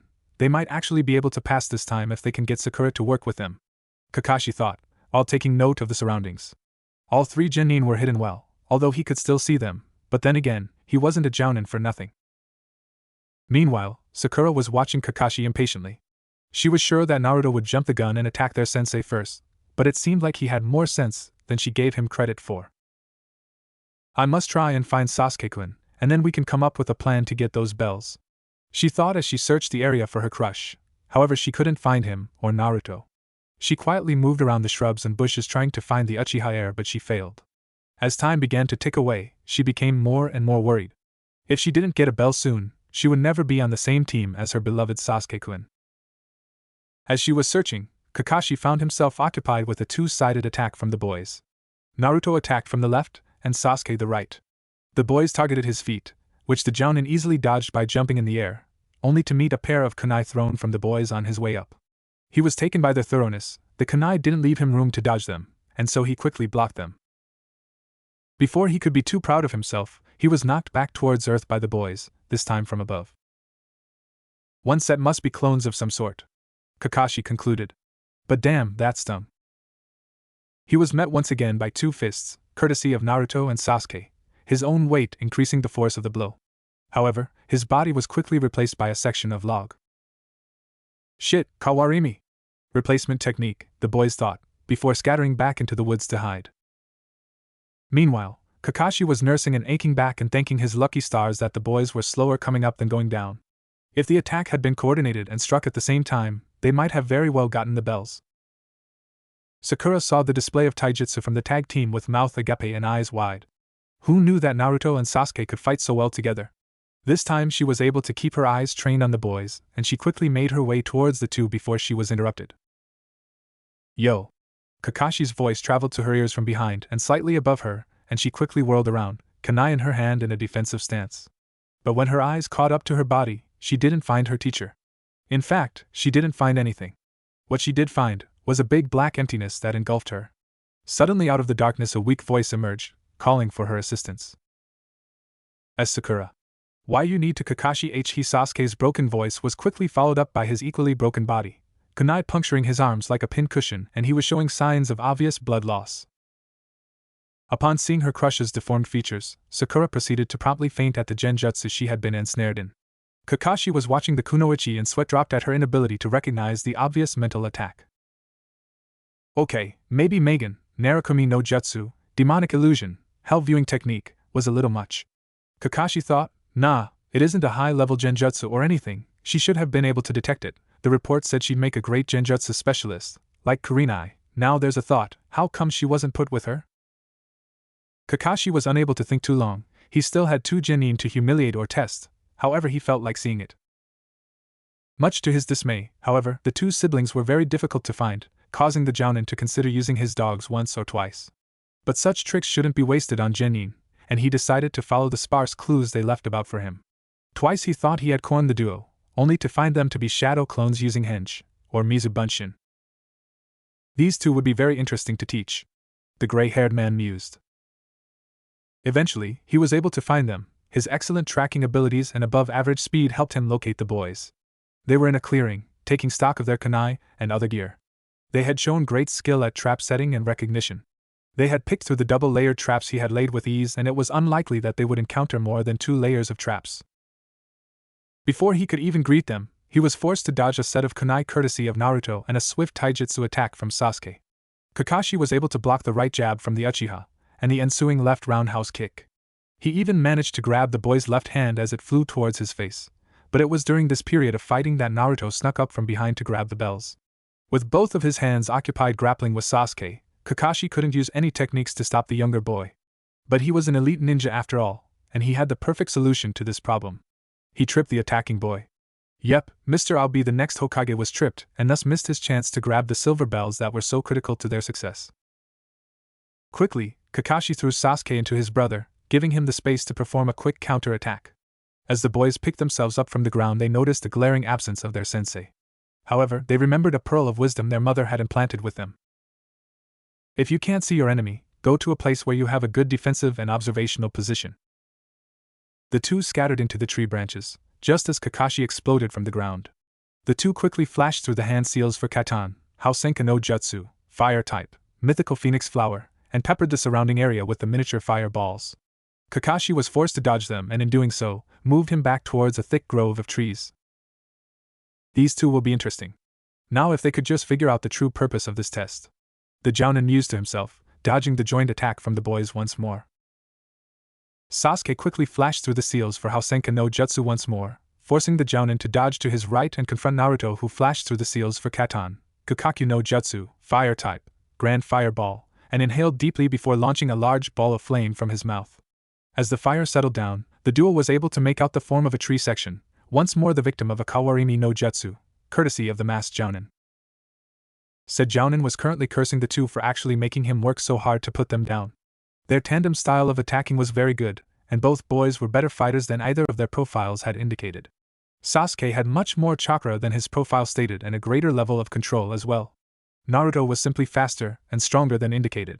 Together the two made an excellent team and in the coming years would prove to be invaluable to the Leaf. As he was mulling this over in his mind, he heard the ring of the timer, indicating that the three had run out of time. Well, I guess that it's Sakura I'll be tying to the tree this time. Kakashi stated more to himself than to the boys who were stewing over their inability to retrieve the bells. Sakura opened her eyes and found herself staring at her sensei. Well, actually she was staring at his legs, and when she tried to stand up, she found herself tied to a large wooden stump. To her right were the boys, who still seemed angry that they hadn't retrieved the bells. Well, that was informative. The voice of her tardy sensei drifted towards her ears. Sakura, your profile stated that you were excellent at recognizing genjutsu, but you fell for a fairly simple one. If you can't focus under pressure, then you will not survive your first battle between ninja. Sasuke and Naruto, your planning was excellent, your execution was nearly flawless, and you both showed great potential, but you lost track of time, which is one of the more important things a shinobi must keep track of, especially in the field. Although you all failed, Naruto and Sasuke showed that the records of this village are a bit outdated, so I will give you another chance. But it will be much harder than before. He tossed 2 bentos towards the boys. You two can eat, but don't give any to Sakura. Be ready to come at me with the intent to kill me after lunch. With that he poofed away in a cloud of white smoke, leaving the threesome alone. The boys began to eat their lunches, but stopped about halfway through. Sakura was inwardly fuming over the fact that it was her own uselessness that nearly cost them their opportunity to become genin. Her stomach was growling, already having digested her light breakfast, and wishing that she could eat the food the boys had left over. It came as a great surprise to her when the 2 boys offered their remaining food to the pink-haired girl. Here, eat up, Sasuke directed. But Kakashi-sensei told you guys not to give me any food, she dumbly stated. Yeah, but he isn't here right now, and besides, we're pretty sure the idea of the test is to exhibit teamwork. I mean, why else would teams be made of 3 people? He can't send one of us back to the academy, it's either all or nothing. Naruto explained, filling her in on the conversation he and Sasuke had earlier as Sasuke cut through the ropes tying her to the stump. Sakura quickly rubbed the feeling back into her wrists, and was about to take the first bite of food, when Kakashi reappeared in another cloud of smoke. You pass. His voice changing from unbridled fury to a complimentary tone in mere seconds. He was greeted by 2 smirks and a look of surprise from his students. Naruto and Sasuke were right, you are in a 3-man team for a reason. I can't fail just 1 or 2 of you, it's all or nothing. Sasuke and Naruto showed that they could work together very well, but to be a team, The three of you must be willing to cooperate and work as a team. Do you see that monument over there? That is the monument for fallen heroes. They have all died in the name of this village. Some of them should be here right now, walking around, but they aren't because they either couldn't or didn't work as a team. Remember, the three of you are a team, but you are more than just 3 names on a piece of paper in some filing cabinet. To become a complete team, you must trust each other to do what you alone cannot. From this point forth, you are Team 7, but you must become comrades and friends if you truly wish to become a team. Remember, in this world of shinobi, those who break the rules are considered trash. None of the other teams I have instructed shared their food with the other member. They were foolish enough to listen to my instructions, but those who would abandon their friends, they are worse than trash. The 3 genin sat, listening to Kakashi's explanation. They were all thinking the same thing. It seems like he knows this from personal experience. Come to think of it, he probably does. Well, anyway, meet me at the Hokage Tower tomorrow for your first mission. With that, Kakashi poofed away in a cloud of smoke to the chorus of curses coming from the 2 boys. That night there was a celebration in the Mitarashi household. Enko took the boys out to dinner for their accomplishments. She told the boys that no one had ever passed Kakashi's test before, so she was really proud of them. She bought each of her sons a new set of kunai as well as an imitation of her own trademark trench coat. Sasuke's was a dark blue that almost seemed black and had the Uchiha crest on the back.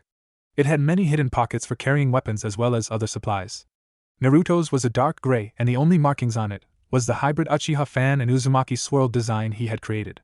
It was proudly worn on the collar of his coat. It was a great surprise when the Sandaime also gave them some gifts. Sasuke received a very old manual from the Hokage that was supposedly from his ancestors. It was all about how to manipulate fire for different techniques, and is thought to have led to the creation of many of the newer fire jutsu. Naruto received different books and scrolls that taught the basics of sealing. The Sandaime explained that while the Yondaime didn't have a bloodline limit in the traditional sense, he did create many different seals that could only be used by people of his blood. Sarutobi had learned, in his many dealings with Naruto, that if any information was written down, the boy would pick it up very quickly. It was when information was simply shown to him, or during oral examinations, that the boys struggled. In truth, Sarutobi knew the 2 types of clone he had mentioned to the boy, but he couldn't teach them to Naruto. He knew that sooner or later the boys would probably copy the Mizu Bunshin from Kakashi, or an opponent. As for the Tsuchi Bunshin, Sarutobi himself had learned the technique as a gift when he first became Hokage, with the understanding that he never write it down or teach it to anyone. He wasn't going to break the trust of the elderly Tsuchikage over a matter as trivial as a technique. As he watched the family finish dinner and joke around, he couldn't help but be proud. The will of fire was clearly evident in this young generation, and it shone on a bright future for Konoha. Enko was exceptionally proud of her sons. However, she also was a bit weary for them. Naruto had never been outside of the village, both for his own safety. There was talk of an organization which was interested in the demon vessels, and because of what he might possibly represent to the village. A weapon of great power.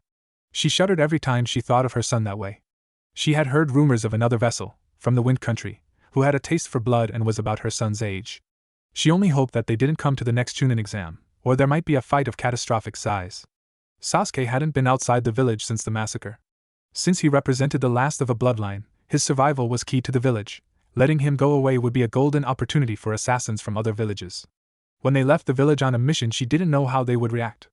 Naruto would probably like it, a chance to see something new, learn new techniques, or just meet new people. Sasuke, she didn't know how he would take it. In the almost 3 years since he had been living with her, he had changed remarkably. He was lively and energetic, he was obsessive with his training, but Naruto was able to reach him, and she was glad. If he had turned into an Avenger, she didn't know what she would have done. Probably beat him into a pulp. She mused to herself. It was then that she decided to be a part of her son's first mission outside of the village. That way, they would have a familiar face if something were to go wrong.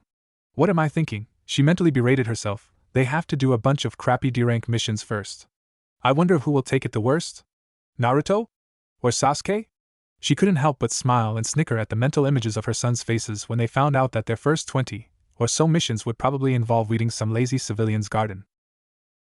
2 weeks have passed since Team 7 passed their test, and the members were well entrenched into the shinobi life by now. They were used to getting up early, only to remember that Kakashi was always 2 hours late. They were used to training, which consisted mainly of physical exercises and light sparring. But they weren't used to the crappy D-rank missions they were receiving. While Sasuke kept up an emotionless facade, he was inwardly steaming, swearing on the graves of his deceased parents, that if he had to weed one more garden, he was going to find a way to resurrect the dead members of the clan, and then kill them himself. Naruto was angry as well. He was pissed that he was doing grunt work when he could be off chasing bandits or doing something productive, like training or eating ramen, anything to stop the monotony. Sakura was getting bored doing the same tedious jobs over and over, but she was also glad that these short missions gave the team ample time to train, something she realized she needed to do much more of. She was currently waiting for her 3 other teammates at their regular meeting place, a small bridge that spanned a small river and was roughly halfway between the 3 Genins' houses. She was adamant about punctuality and continued to show up before her teammates, although now it was only about 10 minutes before the others now. She was currently researching different ways to increase her power. Given that she had excellent chakra control, albeit a small amount, she found 2 different fields that were perfect for her, medicine and genjutsu. She was trying to figure out which area to concentrate on, but was having a hard time deciding. The 2 weeks had shown a marked increase in the trio's teamwork. She learned a lot about her teammates, and was rethinking her previous notions about them, especially Naruto. Before, she would have written the multicolored-haired boy off as a general idiot and fool that had only just squeaked by the academy, but now he had proven himself to be intelligent, physically strong, and cheerful, despite these strange looks he often received. Sakura had heard rumors about her teammate, but she didn't know what to think of them. From what she had pieced together, she would never just go up and ask him. He had been separated from his mother after the Kyuubi attack and not rejoined with her until he was 7. His mother was a Jounin and was the former apprentice of the traitor Sannin, Orochimaru. Due to her connections with the powerful ninja, she was often disrespected and sometimes hated. For whatever reason, Sasuke had moved in with the 2 and had been living with them since his family died. But just because the people don't like his mom, do they really hate him, she thought. When she told her sensei that the things she disliked were Ino and Naruto, she was basing those on what she had seen. Many of the civilians of the village often shot glares at the boy and muttered curses behind his back. When she asked her parents why, the answer she was looking for was skirted, and if her parents were in a good mood, they would simply tell her she wouldn't understand and that she should probably keep her distance from him. Yet all of the new data she had told her that Naruto was trustworthy and protective of his teammates, and would never hurt anyone that didn't deserve it. He was a mystery, and she would figure him out sooner or later. As Sakura was contemplating Naruto's life, the rest of her team was making their way towards the bridge for their next mission. She absent-mindedly greeted the boys as they arrived only minutes before Kakashi showed up, and they made their way towards the Hokage Tower for their assignment. Damn them! Damn them to hell! Sakura was fuming as she waited for her tardy sensei. Somehow, the boys had managed to talk the Hokage into giving them a C-rank mission instead of the boring and safe D-rank ones they normally got. She was beside herself. She didn't want to look weak in front of Sasuke, but she doubted her ability to perform up to par on the harder mission. Hence the cursing of her teammates them, and that annoyingly late sensei. I mean, would it kill him to be on time once? Apparently it would, because he was running an astounding 2.5 hours late. If he didn't have the client with them, then the 3 would have left a long time ago, with or without Kakashi. The threat potential on sea-level missions was mostly bandits, and those were rare. Yo, sorry we're late. There was this drowning fish, and it needed to be given CPR, and someone glued my mask to my face, so I had to instruct Tazuna-san here how to do it. Kakashi greeted the trio with a smile, or at least what they had come to interpret as a smile, and a wave of his head. Tazuna was simply staring at the man in disbelief. He was buying supplies and he tells them I was giving CPR to a fish? Tazuna thought as Sakura yelled liar at the Jounin. The group was walking along the road between Konoha and the Wave Country, and it was very boring. The only interesting thing was a quick lesson about the different shinobi nations and their leaders. Besides the Hokage, when this was mentioned, Naruto supplied that he would be the greatest Hokage of all time one day. There was the Raikage, Kazekage, Mizukage, and Tsuchikage, who were the leaders of the Cloud Village, Sand Village, Mist Village and Stone Village, respectively. When he was done talking the team, and their charge drifted back into a lull of inactivity. Naruto, who was in the front, was searching for signs of bandit attacks or ambushes. Sasuke, who was behind him, was mostly sightseeing and enjoying his time out of the village. Tazuna was worried that he was sending these 3 kids to their death if they were to encounter the true reason he needed escorting, and Sakura returned to pondering over her teammates. They became so entrenched in their various activities that when an inconspicuous puddle came into view, no one immediately realized that something was wrong. Kakashi was the first to notice that a rather large puddle had formed in the road when there hadn't been any rain for days. Naruto probably would have overlooked it if he hadn't been bored and activated his Sharingan. It was a habit he had developed, although he wasn't sure why. But if he got bored, he would activate the Sharingan and try to copy new jutsu or just the way people acted and walked. On this occasion he saw the chakra flowing from the deposit of water and silently signaled Sasuke that there were enemies about. Sasuke, in turn, turned towards Kakashi, catching the attention of Sakura. But the Jounin didn't seem to be paying attention, but Sasuke noticed his eyes were harder than normal.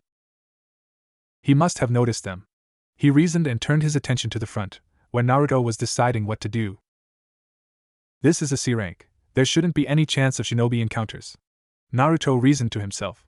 But if I attack them and they aren't after Tazuna-san, then I could start something I can't get out of. He gulped at the thought of possibly attacking another Jounin. He settled for a simple strategy. He passed through the puddle and watching the reaction of the liquid, trotting in it purposely.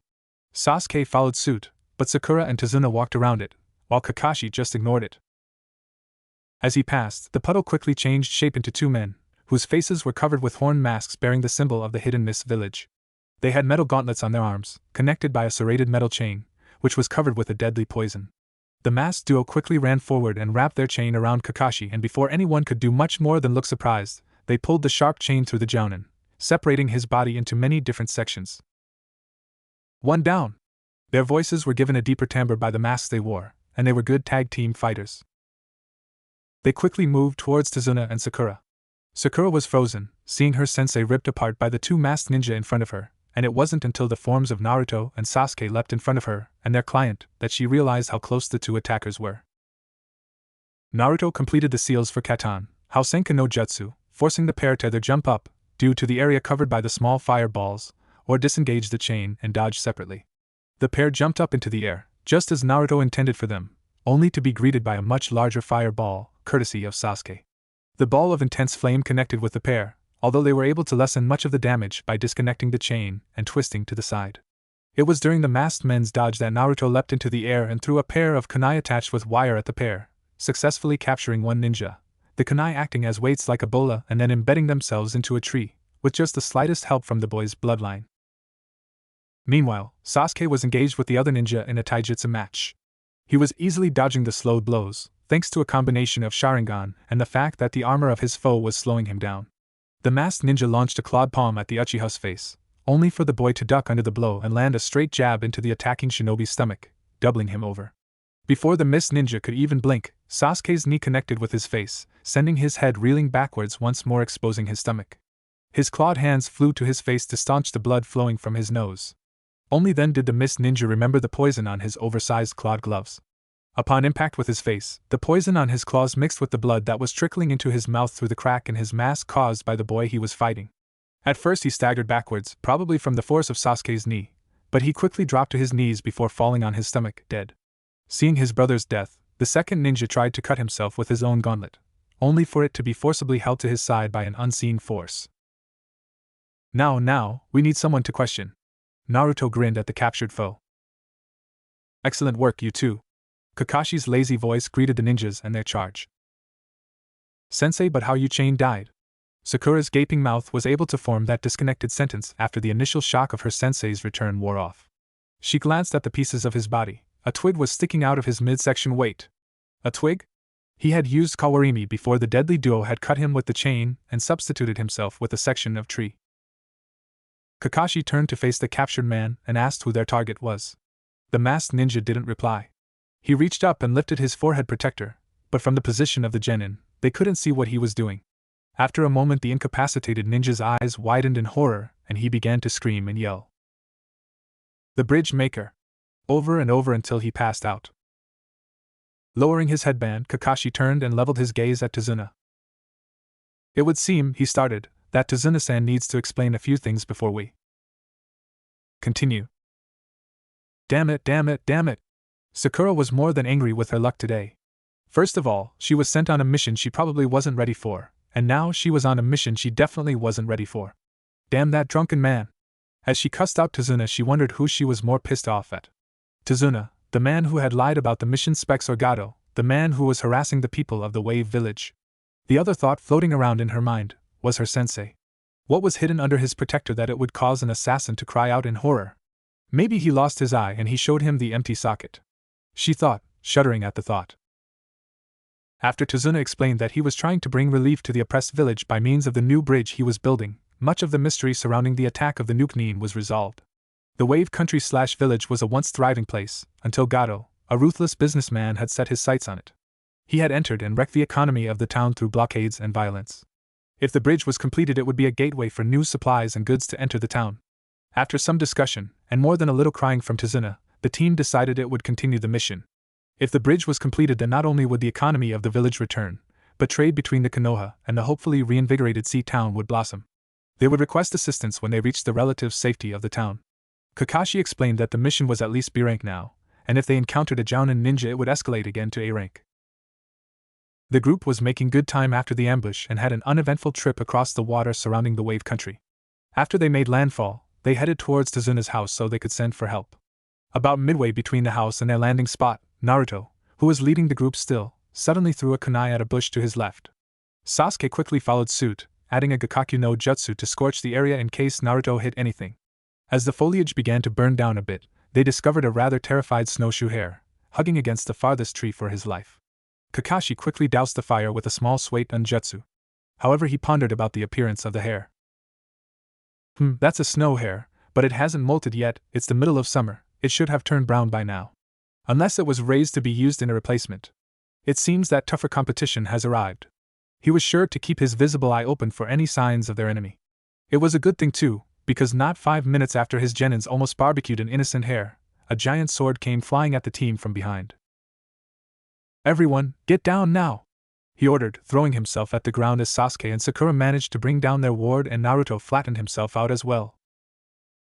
The sword embedded itself into the trunk of a large tree, and when the group raised their heads to look at the weapon, they found a fairly tall man with spiky brown hair. His forehead protector was askew to his left and his mouth was covered in bandages. He wore no shirt, but his forearms were covered in camouflaged warmers and he stood on his sword with an air of confidence. The copy ninja, Hatake Kakashi. No wonder the demon brothers failed to kill the bridge builder. His voice was deep and ominous, sending chills down the backs of Tazuna and Sakura. Naruto and Sasuke were affected a bit, but it was less intense, due to their mother's training. Momochi Zabuza, Nuke Nin of Kirigakure.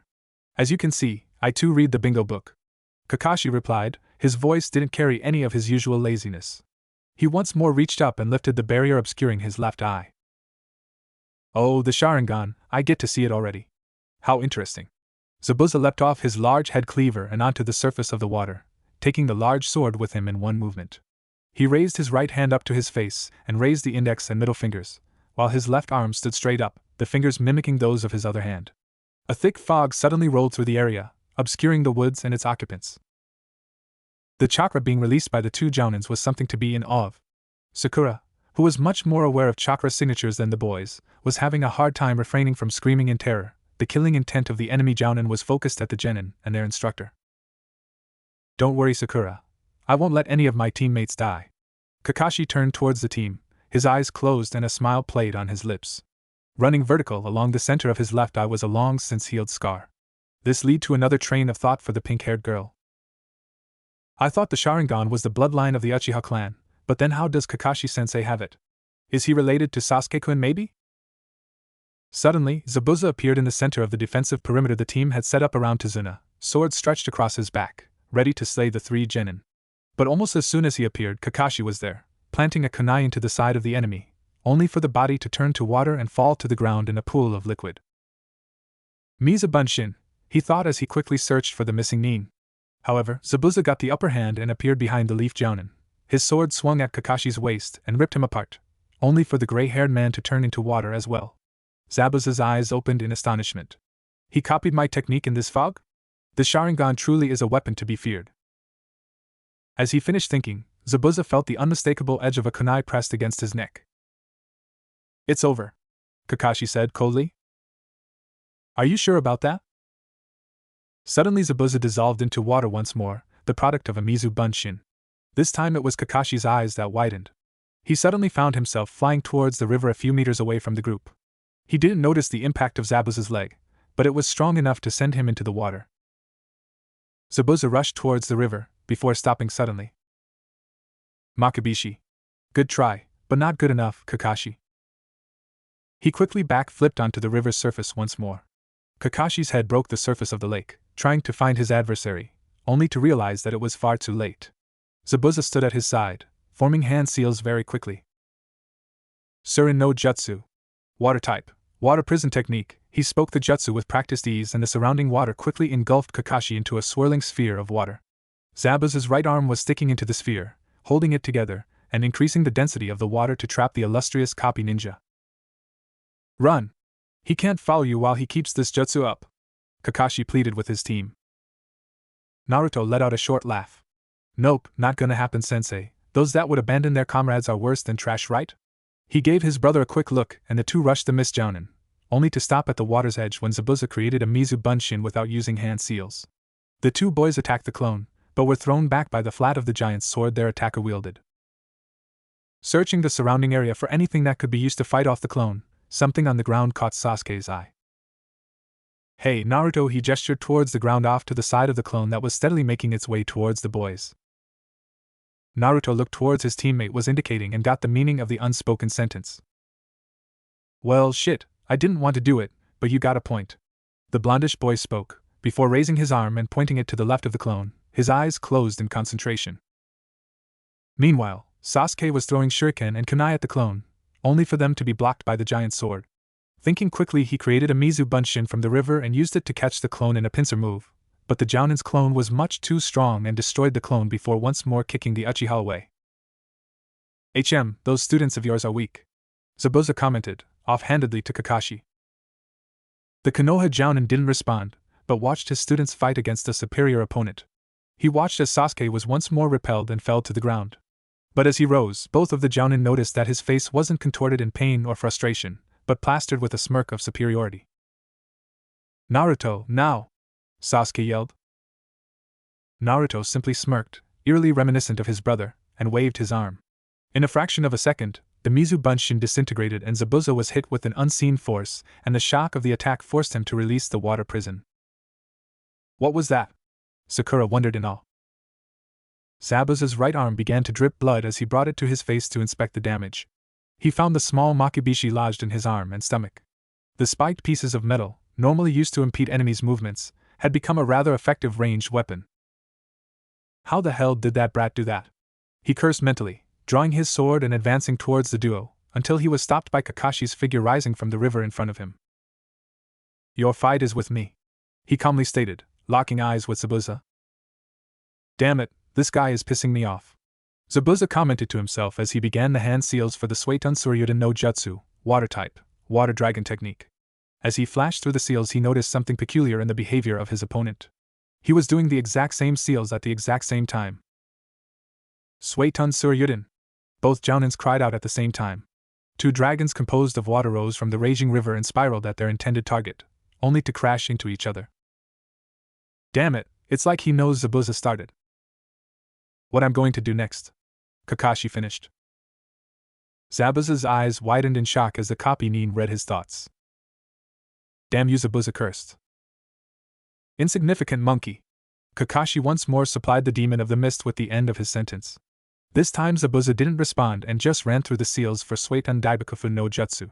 Water type, great waterfall technique. Kakashi once more imitated his opponent, and when Zabuza locked eyes with his opponent once more, he was startled to find not only Kakashi, but the ghostly figure of himself, standing behind him. Zabuza slowed his seals just a fraction of a second, but it was enough for Kakashi to finish. The water on which the two were standing began to churn around the two and rise up, creating a tidal wave that crashed against the rooted body of Momochi Zabuza. Zabuza felt his body slam into the trunk of a tree, before he was pinned to the trunk with kunai. How is it that you can see the future? He asked groggily. Your future is death.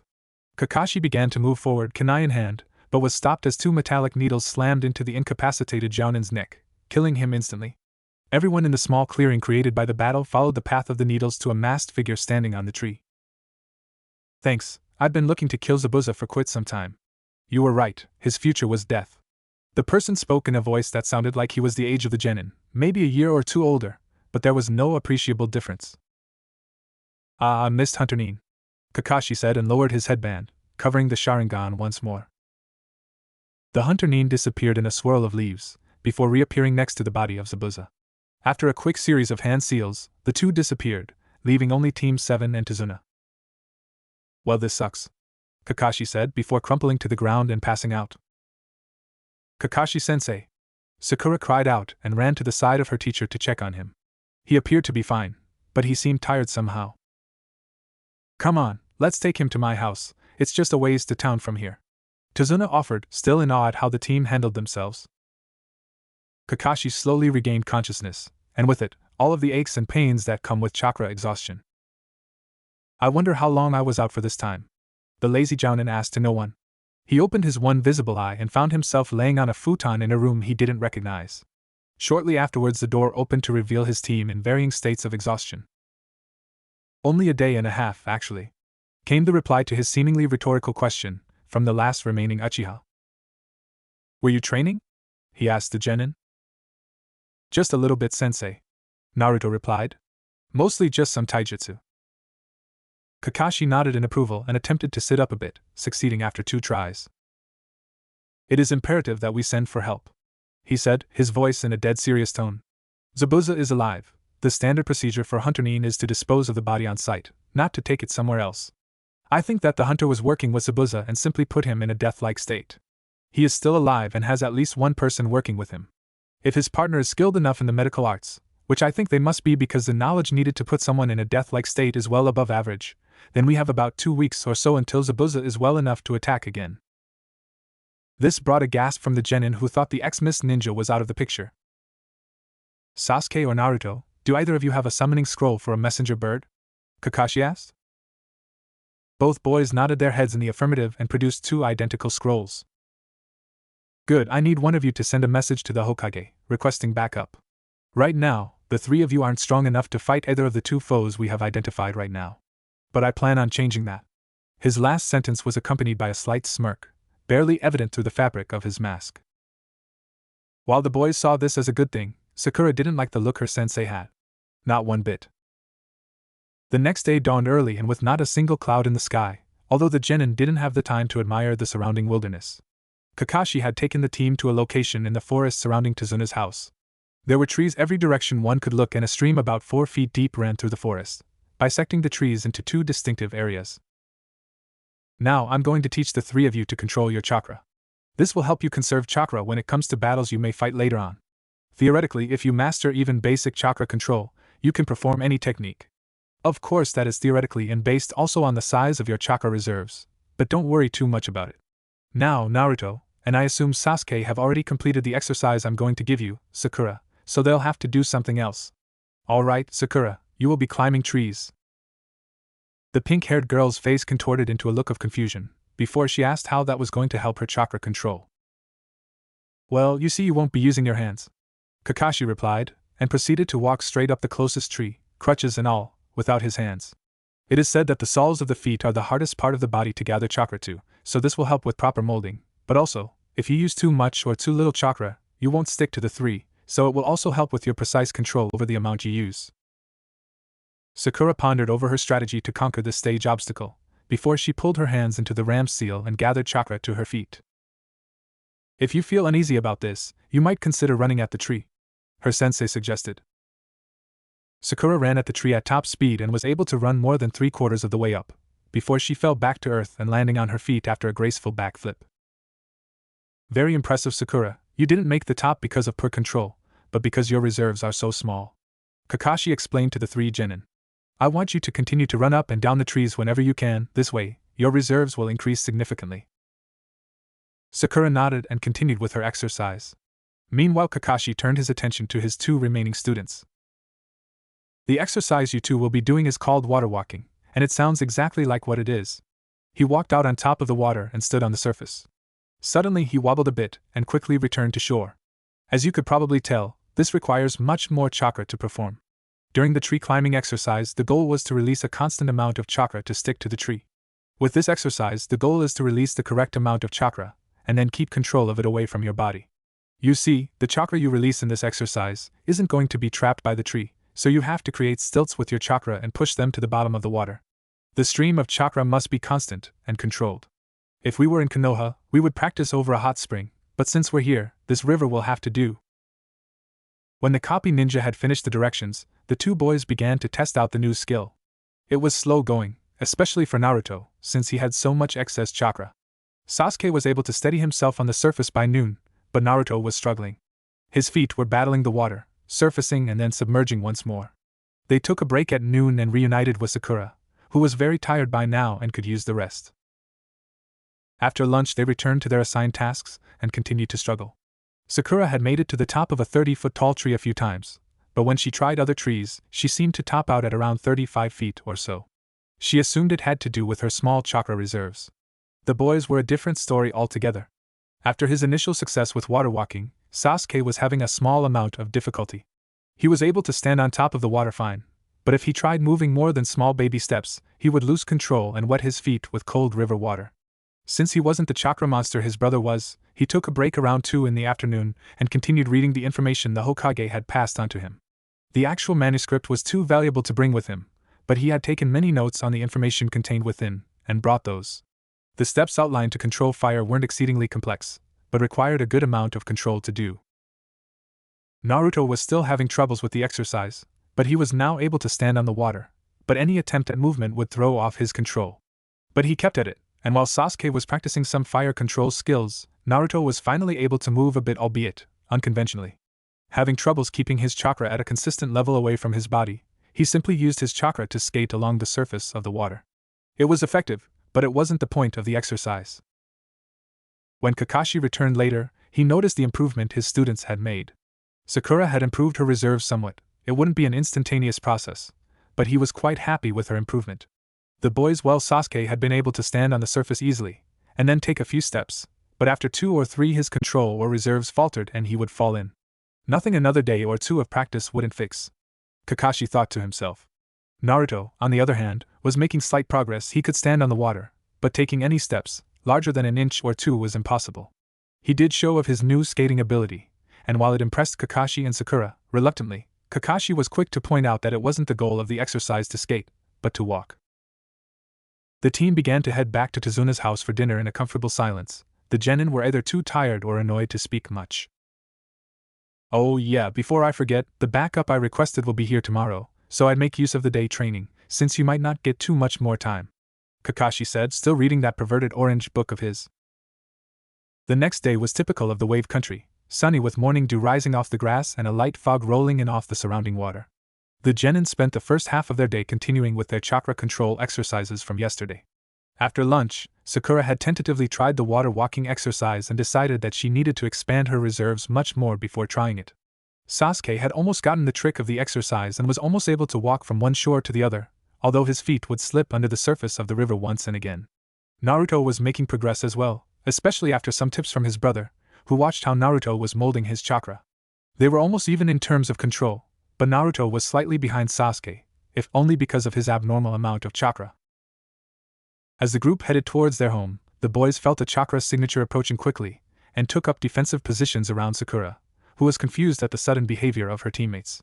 Almost as soon as Sakura figured out someone was coming, her teammates were uneasily shifting their weight from one foot to the other and searching their surroundings for any disturbances. Suddenly realization dawned on the boys, and they quickly turned tail and ran towards the house. "Wait, what's going on?" Sakura yelled at her teammates' backs. Nothing, just don't tell her anything," Naruto yelled and added a burst of speed to distance himself from his teammate. This left one pink-haired kunoichi very confused as she suddenly felt a figure drop from the trees behind her. She whirled around and drew a kunai, only to find her attacker was wearing a Konoha headband along with a trench coat and was staring in the direction that Sasuke and Naruto had run off. Can I help you?" Sakura asked. "They ran off that way, didn't they?" the figure asked in a rhetorical way. "Why, yes," Sakura stammered. She felt the killer intent rolling off this new figure and was very frightened by it. "Thanks," the mysterious figure said with a smile, before disappearing once more, her trench coat flowing behind her. Sakura shrugged her shoulders and continued back towards the house. When she returned to Tazuna's house, she was greeted by her sensei and Tazuna's daughter Tsunami. "Hey sensei, I saw this really strange lady, and she had a Konoha headband. Is she our backup?" Sakura asked as she accepted a glass of water from Tsunami. "Yes, that would be Mitarashi Anko, who I believe right now is yelling at Sasuke and Naruto," Kakashi answered without looking up from his book. He was correct, because if Sakura listened very carefully, she could make out sounds coming from upstairs that sounded like either yelling or murder. It really could have been either one. Suddenly, Naruto and Sasuke ran through the kitchen and out the door, followed by a set of kunai, which embedded themselves in the table. "Get back here! I'm not done with you two yet," Anko yelled from the top of a flight of stairs that lead to the bedrooms. Kasen, I don't mean to be rude or anything, but no. Naruto yelled back over his shoulder, still running for his life, Sasuke ahead of him. He hadn't stuck around to talk with Anko. So that's Naruto and Sasuke's mom. Sakura thought as she watched the woman at the top of the stairs glare at the retreating backs of her sons. She's scary and deadly, and she's a jounin, so she's strong. I bet Sasuke would love someone who was as strong as his mom. Damn, I need to train more. A week had passed since Anko had arrived, and things eventually settled down. After Anko had trained the boys into the ground, both figuratively and physically, for attacking a jounin and disregarding orders, she became calmer and helped guard Tazuna or train the genin. Sakura watched as the boys grew stronger under the tutelage of two jounins. She was quite disappointed in the fact that she didn't have enough chakra to perform almost all of the jutsu that the boys were learning. She was diligently climbing trees like it was going out of fashion, but her chakra reserves were growing at what seemed like a snail's pace. She was currently lying at the base of a tree resting after another continuous hour of running up and down a 47-foot tree. In almost a week and a half, she hadn't managed to find out how Naruto was able to propel Makibishi at a jounin, or how Sasuke came to live with Anko and Naruto. It wasn't for lack of trying either, they just wouldn't talk. The best she got out of them was it's called a secret for a reason. In one short week, Sakura had learned to hate that word like nothing else. Not even Enopig could compare to her hatred of the word secret. If I hear that once more, I think I'll go insane, she mused to herself and started to get back on her feet. Hey, Pinky! Sakura turned around to see Anko meandering over towards her, leaving Naruto and Sasuke lying on the ground, dazed. You've been doing that forever, aren't you bored yet? The jounin asked. Well, yeah, I mean I keep running up and down, but I just can't seem to increase my reserves enough. Well, that's generally the problem that plagues most kunoichi. We have pretty damn good control, but not large enough reserves. Anko said. This wasn't anything new to Sakura, she had known this before. She looked at Anko and noticed the glint in her eyes that seemed to promise pain. But there are other ways of forcing your reserves to increase. Keep in mind that most of them are illegal and you would be killed, either by the attempt or by Konoha if you did, but there is one perfectly good way that might work for you, but we'll need Kakashi's help. A few more days passed, with the boys engrossing themselves in the literature that they received from the Hokage, and Sakura working with Anko and Kakashi on while no one knew quite what they were doing. The day wore on and the two jounin began to return home with a badly winded Sakura, but the boys continued to practice. They returned for dinner, which was a subdued affair, both due to the economic state of the country and the loss of another 5 workers from the bridge, pushing its completion back even further. Then there was the enigma known as Inari. Tsunami's son was silent, and would often throw dirty looks at the ninja. That night, things came to a head. Inari was watching the genin eating dinner, when he suddenly threw his fist at the table. Why? Why do you even try? You'll never be strong enough to beat Gato. No one is. You'll just end up dead. Don't flatter yourself, kid. I don't plan on dying anytime soon. Naruto replied, barely acknowledging the boy. Idiot. Gato's too strong, he'd just kill you like you were a fly. Inari almost screamed as tears from long since repressed memories welled to the surface. Yeah, whatever, do you have any more rice? It's really good. Naruto asked Tsunami. You don't get it, do you? Now Inari was screaming, his tears flowing freely down his face. Gato's taken everything from me, you have no idea what it's like. A very tense silence followed as everyone watched Naruto for a reaction. So you're telling me, you've been playing the protagonist in your own tragedy? That's a stupid way to live, even worse than revenge. Kid, I don't know what happened, but I doubt that it was worse than what I lived through for almost 8 years. I doubt that very much. In this entire world, there are probably only 8 people that have the same kind of pain that I had for so long. If you think that your life is so tough, then do something about it. Don't just sit there and cry. Naruto quickly stomped off into the surrounding forest for some well-deserved alone time. Inari was shocked speechless, while Anko and Sasuke were staring daggers at the boy, radiating killer intent at the boy, who luckily was unawares. It wasn't until Sakura broke the silence that this trend stopped. Shouldn't we try and find Naruto? Zabuza should be healed by tomorrow, and we'll need all of our strength to fight him. No, he needs some time to himself. I think this little argument drug up some rather unpleasant memories for him, Anko replied. Later that night, Kakashi found Inari sitting on a small pier that was by the house. Surprisingly, he also found Sakura there. He figured she would be too tired to be up, what with the training she had been doing. He sat next to Inari, while Sakura was lying on her back looking at the sky. You know, Naruto doesn't want to be mean or anything, but he just doesn't respond well to wallowing and brooding, the lazy Jounin said. But he does know what he was talking about. I heard about your father, and I am truly sad to hear that such a great man was killed by a thug like Gato, but you still have a mother. Naruto grew up on his own for almost 8 years with no parents. He was hated for something he had no control over, even after he found Anko. This was a news flash to the pink-haired genin. She didn't realize that people hated him just for who his mother was. This called for more contemplation. A lot more contemplation. Naruto stormed into the forest, in the exact same manner he stormed out of Tazuna's house. He was feeling emotional, not quite crying, but not too far from it. It was something he hadn't done since he moved in with his mom, and he didn't plan on starting now. So he did the best thing he knew to take his mind off certain disrespectful child. He trained and trained and trained some more. He didn't stop until it was easily midnight, and he still had energy to burn. Yes, but tomorrow is the day Zabuza is supposed to finally be healed, so I need to conserve my energy, he thought. Might as well go to sleep. With that he lay down in the soft grass and fell into a quiet sleep. Morning dawned early, and Haku was making good use of it. The fake Chunin was gathering herbs that would be needed after the fight with the copy ninja Hatake Kakashi and his team of genin. Of course the two boys were the only ones worth preparing for. From what was gleaned during the previous encounter, it was obvious that the two were above-average tandem fighters, and then there was the strange blonde and black-haired boy. He was able to project Makibishi into Zabuza-sama. I wish I could figure that trick out. Haku entered a clearing and noticed the aforementioned boy lying in the grass. Walking towards the prone boy silently, Haku stopped and stared at the sleeping boy's face. Along with the distinctive dual whisker marks, Haku noted the small scars covering the boy's eyelids. Someone tried to remove his eyes. This thought crossed through Haku's mind without being fully thought through. Damn you kid, do you have any idea how hard those pieces of metal were to remove?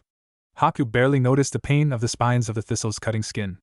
As the blood slowly slid down Haku's right hand, it fell into Naruto's snoring mouth. The fake hunter turned and left the sleeping boy. When we fight, I'll make sure you can't endanger my precious person. Not even 30 seconds after Haku left the clearing, Naruto shifted in his sleep, the motion of which caused the dark blonde to bite the inside of his cheek, drawing blood and waking the boy with a yelp. Haku's blood quickly rushed towards the new entrance, and Naruto began the tedious process of absorbing the new DNA. The only thing Naruto felt was a slight rumble in his stomach, from a lack of food. He quickly headed back towards the house for some well-deserved food. When Naruto arrived at the house, he found that his team had already left for the bridge. They too were making use of an early sunrise. With any luck, the as-of-yet unnamed bridge would be finished by the end of next week, and this mission would end. As he was about to leave and rejoin his team, two samurai decided to cut through the front door, in an attempt to abduct Tsunami. Before they could even make a snide opening remark, their stomachs were crushed by a pair of fists, courtesy of a certain genin. The pair slunk into unconsciousness rather quickly, and Naruto simply cussed. His stomach was twisting and turning, and now he didn't have time for breakfast. If they attacked here, then they must also be at the bridge. I want the two of you to go somewhere safe. He addressed Tsunami and Inari, who was standing at the corner. Gather as many townspeople as you can, and prepare yourself. Gato might choose this time to make an example. He quickly ran towards the bridge and arrived just in time to see Sasuke kick the masked hunter Nin away. He quickly rushed over and joined the others. Thankfully, Zabuza and Haku were on the opposite end of the unfinished bridge. I see that the blonde boy has decided to come, Zabuza commented offhandedly. Haku, don't take any chances with those two. Something doesn't sit right with me about them. Hi, Zabuza-sama. Came a high-pitched voice from behind the porcelain mask. Naruto couldn't tell whether it was a guy's voice or a girl's. Suddenly the mist ninja split into two, then four. The masked person kept on dividing so fast it was making Naruto's head spin and his stomach twist. A sudden twinge of pain ripped through the right side of his head, and he instinctively reached up and grasped his temple, completely missing the senbon that Haku threw at him. His eyes rolled up into the back of his head and he began to pitch forward, right as the needle pierced his stomach. Naruto hit the ground with a thud and didn't move.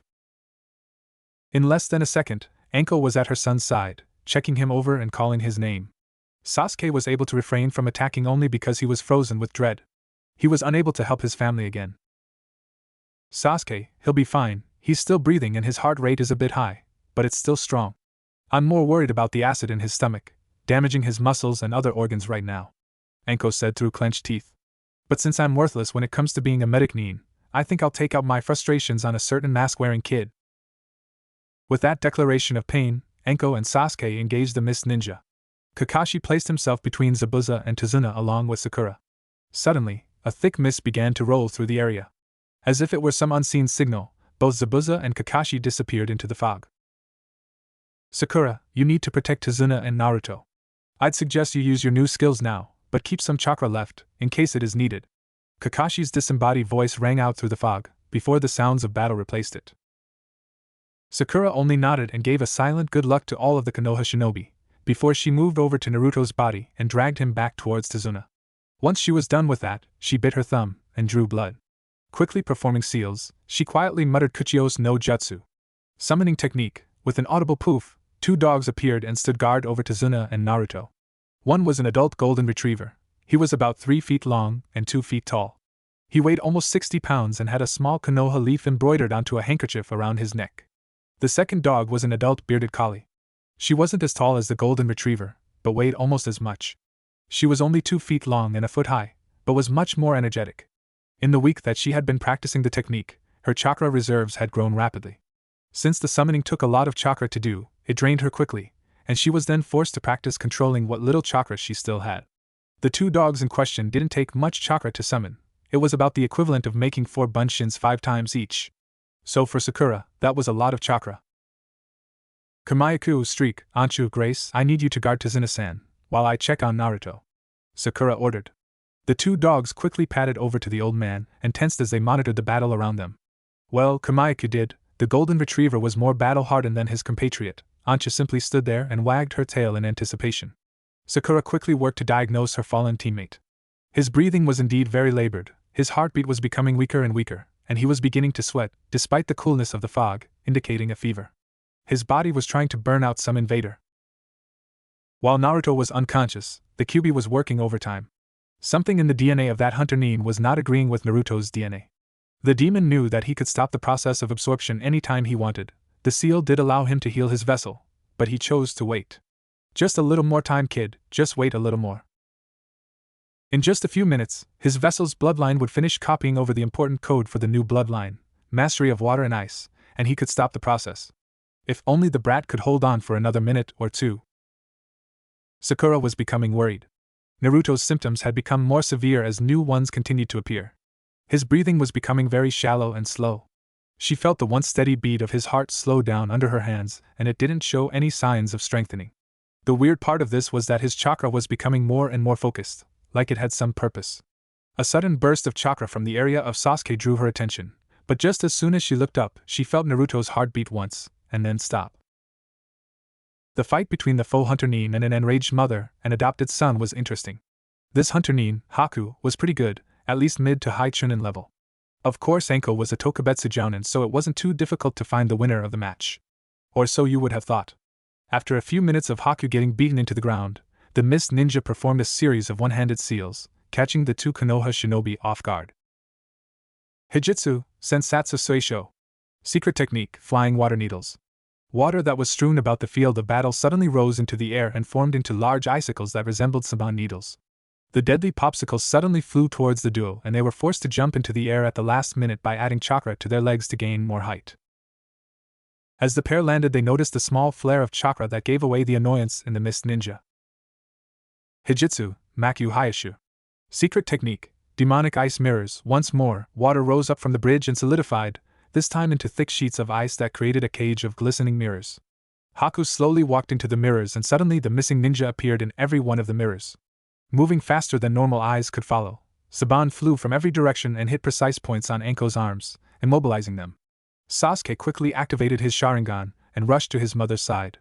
He quickly removed 3 of the 5 needles that were holding her arms hostage, but was forced to move out of the way by another volley of the thin metal needles. Damn, this is going to get difficult, he thought before launching into another attack. Sakura was panicking. Her teammate was technically dead at her knees and she didn't know what to do. The first aid covered in the academy was very basic and didn't involve reviving a dead person. She just froze as time slipped by. The sounds of battle didn't distract her, and she continued to stare at Naruto. His face was pale and his lips were becoming blue. As she knelt next to his body, tears began to form in her eyes and she cried. She cried at her own inadequacies, she cried at her teammates' unfinished goals, and she cried that a brother and mother would have to deal with this reality. She closed her eyes and wept. While Anko and Sasuke were engaged in their own battle and Sakura was dealing with her dead comrade, Kakashi was fighting Zabuza. The mist ninja was proving to be a worthy challenge, and with the addition of the unnatural mist floating through the area, his Sharingan was next to worthless. The first 2 strikes went to the nuke Nin from Kiri, but they weren't as bad as they looked. A slight cut to the side was more or a hindrance in terms of mobility than a hindrance to his life, and a bruise was forming on his other side from a vicious kick, but all in all things couldn't be going better. His plan was going well. Anko and Sasuke were mopping the floor with Zabuza's accomplice, and Sakura was guarding Tazuna and Naruto. He could finish this fight in one move. Or he could have until he heard Sakura start bawling. It was that slight noise that caught the ears of Zabuza, who was a master of silent killing. He knew that the blonde was lying motionless if not dead, and his pink-haired teammate was crying over him, leaving the bridge builder defenderless. It was the perfect time to strike. Moving silently, Zabuza made his way towards Tazuna, and once he spotted his target through the mist he charged the man. Kakashi was too far away, and that wound to his side was limiting his speed enough so that the copy ninja couldn't protect the old man. Zabuza swung his large sword at the bridge builder's head, only for the old man to be tackled by a large golden dog. The mist ninja was even more surprised when a second dog, this one white and black, attacked him. Anchu had spotted the new man and quickly attacked the man. The Nin dog rose up on her hind legs and brought her clawed paws down onto Zabuza's crotch. The mist ninja cried out in pain and doubled over, only to be tackled by the battle-hardened Kamayaku.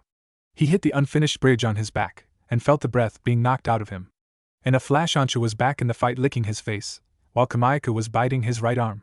With a wave of his left arm, Zabuza was able to dismiss the 2 summons, but was still in pain. He was able to regain his footing, but before he could do anything about his own pain, a large surge of chakra seemed to explode over the bridge. Sakura actually fainted from the sheer amount of killing intent being released. What she didn't realize before passing out was that the chakra wasn't coming from the Jounins. It was coming from her seemingly dead teammate. When Naruto's heart had stopped beating, the Kyuubi was worried. The human body can only survive for a short amount of time without air, and if the DNA absorption didn't finish soon, both he and the kid would die. Almost a minute after Naruto had taken his last breath of air, the process was complete enough for Kyuubi to halt the process. Scanning over the remaining code, the monster fox was able to isolate the problem that Naruto was having. Yes, that would cause his reaction. Won't the Baka be surprised to find this out? He mused as he sat back and watched as normal functions returned to his container. Naruto felt the chakra of the Kyuubi flowing through his system, whereas before he felt nothing. It was like this was the first thing he had ever felt. It felt right. Like it belonged. He heard the muffled sound of Sakura fainting behind him, and he shakily stood up to inspect the fighting going on around him. What he saw threw him into a rage, the likes of which had never been seen before. On the ground lay his adopted brother, Saban, piercing his body like a pincushion. His mother had a fair number of needles in her as well, although she was able to dodge most of the thin projectiles. They were trapped in a crumbling cage of mirrors that seemed to glisten in the weak sunlight. He quickly activated the Sharingan and saw the residual chakra in the mirrors. It wasn't an extraordinary amount, so why was his brother and mother injured so? With a pulse, the chakra of the demon fox flooded through him and the reason ceased to be important. Someone had harmed his precious people, and that someone would die. The demonic ice mirrors had turned the tide of the fight. Or actually, the needles that were preventing Anko from using her arms were. If she could move her arms, she could summon a snake or use a fire jutsu, but no, there were needles in her arms that prevented her from doing anything other than dodge. Luckily, the 3 needles that Sasuke had removed were helping restore some movement, and soon she would be able to move her arms enough to remove the final 2. She just hoped that Sasuke could hang on for a while longer. Sasuke was holding his own. His Sharingan was able to anticipate the movements of his opponent, but dodging the needles that were thrown at him was more difficult. If he could destroy the mirrors, then maybe he could buy enough time for Anko to escape or remove the needles. He was beginning to feel the strain on his chakra reserves, but he could hold on for a while longer. While the Mist Ninja was preoccupied with a scorch mark on the pants of his or her battle kimono, Sasuke quickly ran through some hand seals, before inhaling a deep breath. Katan, Gakakyu no Jutsu, Fire Type, Grand Fireball. A large ball of flame shot from Sasuke's mouth and impacted the 3 closest ice mirrors. A large cloud of steam issued forth, and when it cleared, the Uchiha was astounded to find that his attack had little effect. "My mirrors cannot be broken by your attack," the mysterious shinobi said, returning his or her attention to Sasuke. The Uchiha glared back at his opponent and tried the Grand Fireball, this time with a twist. Using the new knowledge from his ancestors, Sasuke narrowed the stream of fire coming from his mouth, so that it was only a few inches in diameter. It had the same amount of fire as the normal attack, but this one was focused. It impacted a soul mirror, which held its shape for a second, before subliming into steam. Although he didn't realize it, Sasuke had just taken the first step towards learning Katan, Carrier Endin, Fire type, Fire Dragon Flame Bullet, a very advanced Katan technique. Now to get rid of more of those damn mirrors, he thought, and once more flew through the familiar hand seals. After destroying more than half of the almost 20 ice mirrors, Sasuke ran out of chakra to perform the modified technique. The amount of chakra it used was high, and the mist ninja was still throwing Saban at him. Enko had finally gotten enough feeling in her arms to shed the final 2 needles. The steel needles hit the concrete bridge, and in the blink of an eye, she was back in the fight. Katan, Ryuka no Jutsu. Fire type, Dragon Fire technique. A large burst of flame finished off many of the remaining mirrors, but before the last one was destroyed, Haku threw 3 final Saban at the Jounin. But instead of hitting the intended target, Sasuke threw himself in front of his mother and took the needles to the chest. Enko was able to catch him as he fell to the ground, but noticed to her horror that all of the needles had pierced through his right lung. That was what Naruto saw as he awoken. His brother in his mother's arms. This is bad. I only have enough chakra for Maku Hyoshu once more. Haku thought as the boy who was releasing an insane amount of chakra approached. Running through the hand seals once more, the hunter Nin was shocked when Naruto entered the mirrors as well. There is nowhere you can hide from my wrath. For harming my family, my precious people, you will die. The boy's voice was colder than the mirrors that formed the battleground. Both Zabuza and Kakashi felt the exponential increase in chakra. Both were shocked by the output that was coming from a scrawny kid. What is this kid? Zabuza thought, taking his eyes off Kakashi for a crucial instant. Has the QB broken free? No, the seal is still intact. I must finish this now.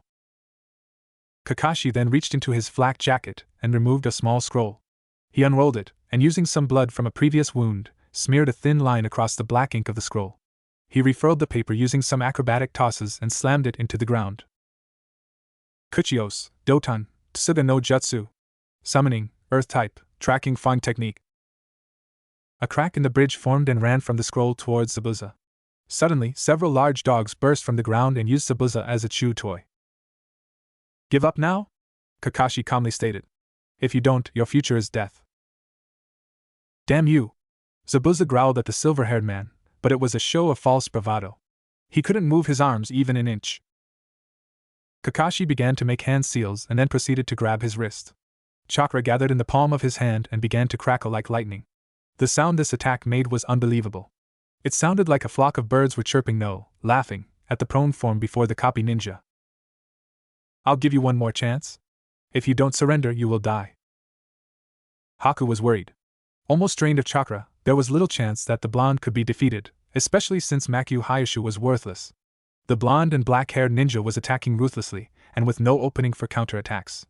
It would only be a matter of time before he landed the decisive hit, for with Haku nearly drained of chakra, there was no way to retaliate. Firing more Saban, and a stray kunai at the enraged boy, Haku was surprised by the tactic that was subsequently employed. Suetun Sujin Hiki. Water type, water barrier, the projectiles were swallowed by a wall of water at least 4 feet thick. Suddenly, the water barrier began to spin like a top, and the missiles changed course. As water flew off of the barrier from the high-velocity spin, it froze into elongated shards of ice. Matiki Sandansha. Shards of winter, the new spin on the Sensatsu Suisho took Haku by surprise. The ice shards hit home and threw the mist ninja to the ground, as well as dislodging the mask. Haku was rendered unconscious by the force of the fall, and didn't see the enraged boy approaching. Naruto stopped to stare at his opponent. He was expecting either a girl or a very effeminate man, but this was different. Even without the mask on, he still couldn't tell what the gender was. It was rather infuriating, actually, and it was at this time that the QB's chakra quit flowing through him, and the events of the past few minutes caught back up. He felt tired, more so than he had on the rare occasion that he suffered from chakra exhaustion. There was also a dull pain that throbbed through his body, and an itch was slowly spreading from his right arm towards his chest. He suddenly fainted next to a defeated Haku due to exhaustion. Kakashi was cursing his luck. He had charged Zabuza with the intent to finish the man off, but suddenly his summons were dismissed and Zabuza was free to flee back into the mist. Looking at the scroll, Kakashi noticed some Saban and ice fragments stuck into the scroll, destroying it. Without the tracking Fang, Kakashi was forced to resort to a different tactic. He had been able to immobilize both of the sword user's arms and was once more charging chakra for his sole original jutsu, the Raikiri. Lightning Edge. Once his arms were useless, The mist Zabuza had created disappeared and Kakashi was able to see the damage the various fights had done. Naruto, Sasuke, Sakura, and the mist ninja, Haku, were unconscious, and Anko was helping the wounded. She was working on reviving a fainted Sakura when she sensed a foreign presence on the bridge. The thump of a cane echoed across the bridge. Looking behind Zabuza, everyone who was conscious noticed a short man with grayish-brown hair and a mustache. Some demon you turned out to be, you can't even kill a bunch of kids. Luckily, for me at least, I've determined to terminate your contract early. It wasn't until the figure made his threat that those present noticed the mob of people behind the diminutive figure. Gato, Zabuza growled. Kakashi, it seems that I no longer have a reason to fight you. I do have one last request though, would you lend me a kunai? Using his teeth, Zabuza unraveled the bandages at his mouth from view and caught the kunai that was lazily tossed to him by the copy ninja. Dashing forward, the demon of the mist madly hacked his way through the throng of bodies surrounding his former employer, taking many slashes and stab wounds from various weapons in the process. Finally reaching his target, Zabuza cut Gato's throat cleanly and watched as the life slowly ebbed from the fat man. He then collapsed from the wounds he had received earlier. None of the thugs dared to approach the man, for fear of their lives. They did, however, find the courage to threaten the Konoha shinobi. You just killed our meal ticket, one yelled. We'll kill you to make some dough, another supplied. Damn it, I'm running low on chakra. I might be able to bluff them away, Kakashi thought. Making a cross-shaped seal, he imitated the seals for Kage Bunshin, but he really created 20 bunshins. The thugs were weary, but began to charge at them anyway, until a large water dragon washed them away. Suitun Suryuden no Jutsu. Water type, water dragon technique. The weak voice of Sasuke came from behind the copy ninja. Anko returned to her injured son's side and helped him over towards where Sakura and Naruto were laying. Haku lay a bit away from the group. Covering his Sharingan, Kakashi made his way towards the only other body on the bridge, Zabuza. The mist ninja was still alive, but was fading due to a lack of blood. Kakashi, I have one more favor to ask you. Zabuza's voice was weak and nearly inaudible. I want you to bury me here. It's kinda nice. Those were the last words spoken by Momochi Zabuza, the demon of the bloody mist. Once all of the surviving shinobi, including Haku, were transported back to Tazuna's house, Anko used a messenger scroll to contact Tsunade for Naruto and Sasuke. Sakura was awake again and helping to nurse the various patients. Luck was on their side, since Tsunade happened to be only 2 days away from the Wave Country, and was going to be there in less time than that. Haku was being kept under a genjutsu that kept him, or her, asleep. Although there was little fear of the kid killing anyone, the risk they ran if he or she attacked anyone was higher. Naruto was still asleep and Sasuke was simply suffering from chakra depletion, but those holes in his lungs could be a problem. All the Konoha shinobi could do was wait. The next day, Tsunade arrived around dinner time and set to work immediately. Her assistant Shizen was currently checking on Haku, and her report was due shortly. Sasuke was patched up with little problem. The Senbon attack to his lung looked worse than it was, but it would have escalated had he not received proper treatment. Naruto was a bit of a mystery. Tsunade had a list of his symptoms, but couldn't come up with an explanation for his illness. All of his ailments were common to allergies, but thanks to the Kyuubi, Naruto had never been sick a day in his life, or had allergies. Even the fainting was consistent. If an allergic reaction is left untreated, it may escalate to anaphylaxis, which if untreated could turn fatal. Tsunade was once again using a basic diagnostic technique on the Kyuubi container, when Shizen entered the room and whispered in her ear. Tsunade's brow wrinkled, before a look of comprehension dawned. She nodded to Anko, and the Jounin motioned for Sakura to leave the room. She did so with a look of frustration on her face. Her team didn't trust her to be in their conversation. It would appear, the blonde Sannin began, that Naruto absorbed another bloodline. I noticed the change in his blood, but without the equipment necessary to perform extensive tests, I didn't know what occurred. You said that he showed the same abilities as Haku, right? Due to his bloodline and his guest, Naruto has never had any problems with absorbing anything, but this time he did. All of his prior symptoms are consistent with an allergy, but I didn't know the source until now. It would appear that Haku transferred some of her DNA into Naruto. All of the DNA up until this point was male, but I believe that the female DNA caused an allergic reaction. I think we just have to wait for the Kyuubi to eliminate the excess DNA in his system, and he will be as good as new. True to her word, Naruto was up and about in a day's time. After the explanation of what happened, he was more than happy to train with his new bloodline. He would disappear into the woods for hours at a time. Sasuke was less fortunate. Sakura continued to hang on to him wherever he would go. The only place he was able to get some peace was around Haku. For whatever reason, Sakura was afraid of the mist kunoichi, probably because Haku would kill Sakura in no time. It was while Naruto was off training and Sasuke was able to avoid Sakura enough for Haku to ask the Uchiha question. Yukaya-san, your mother, she told me that your past and mine were similar. Do you know what she means?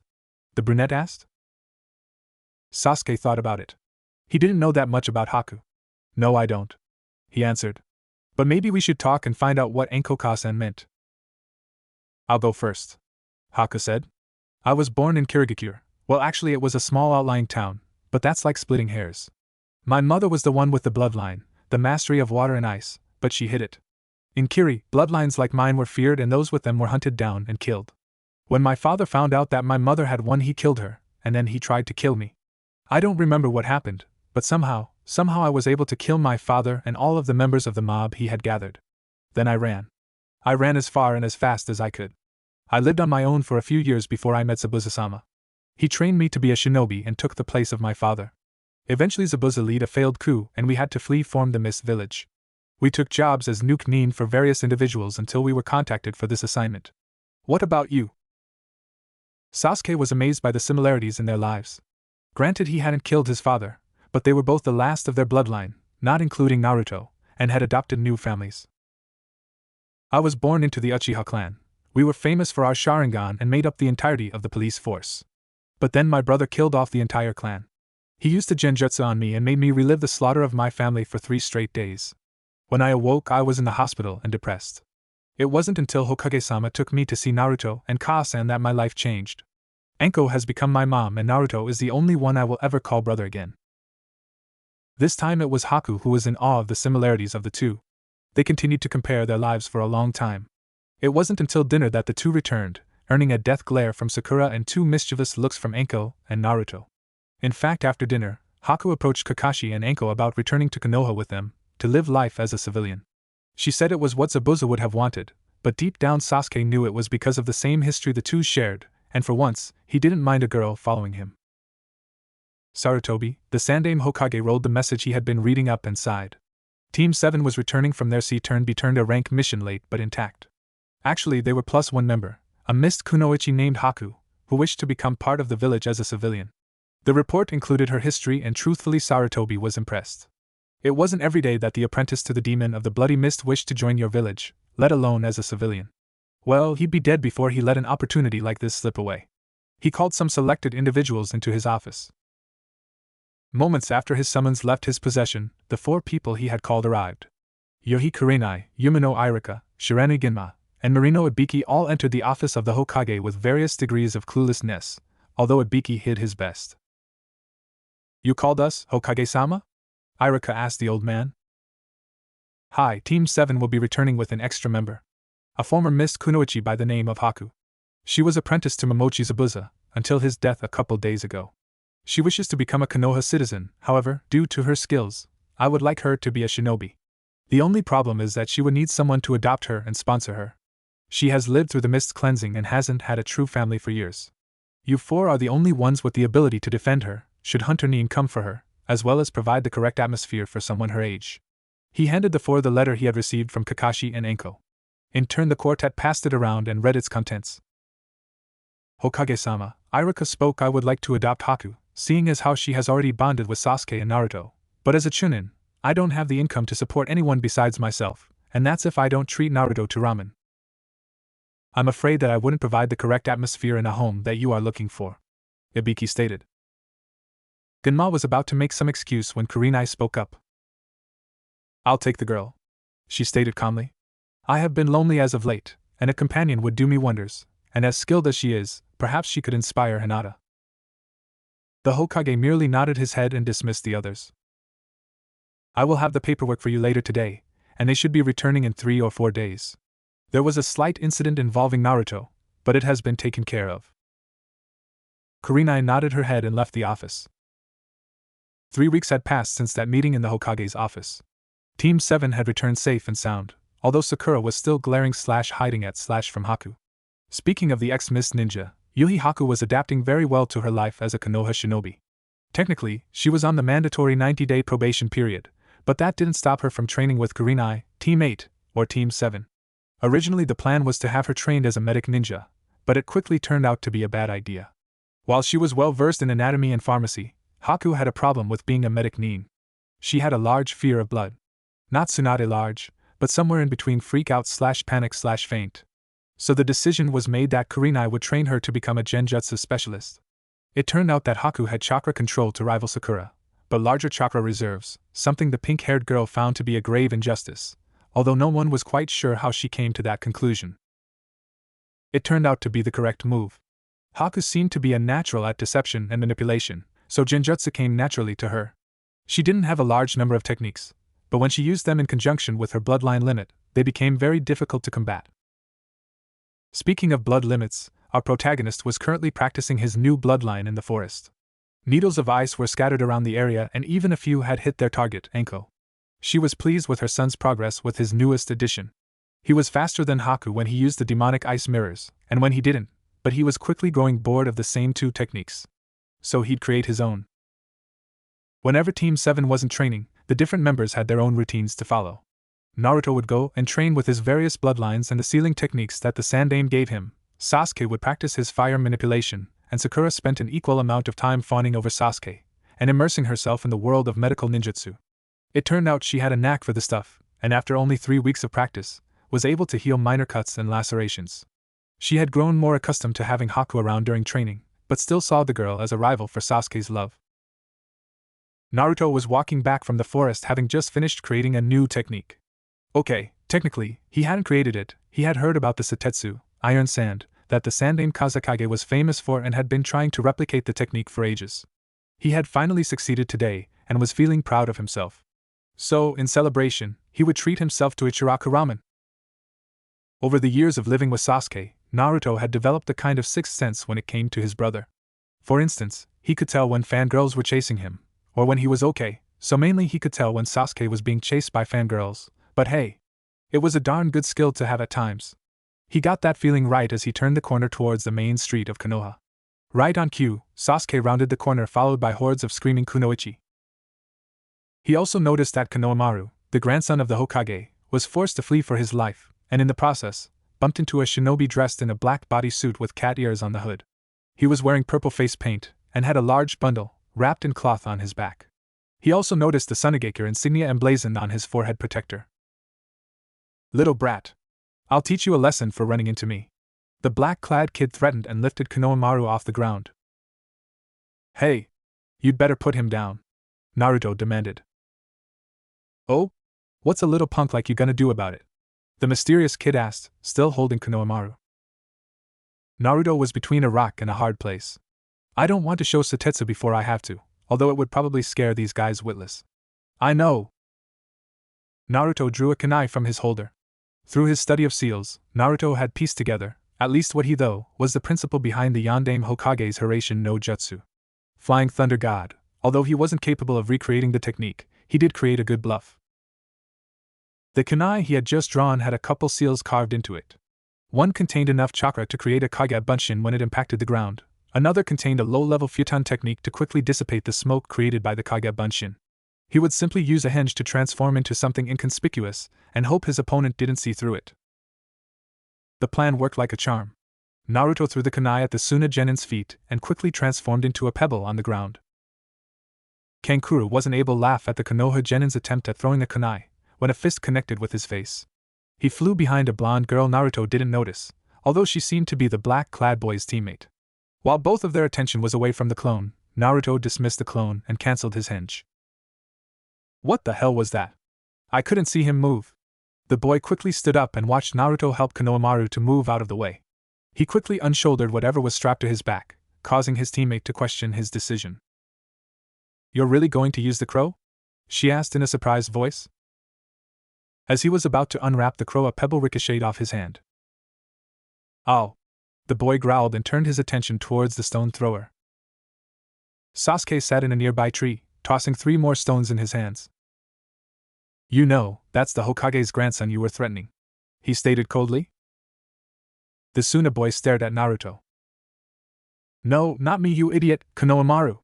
Naruto growled in outrage. Kankuro, stop it. A voice drifted towards the small group. It was coming from Sasuke's position, but no one had felt him arrive. Gaara! Kankuro stuttered, That brat started it.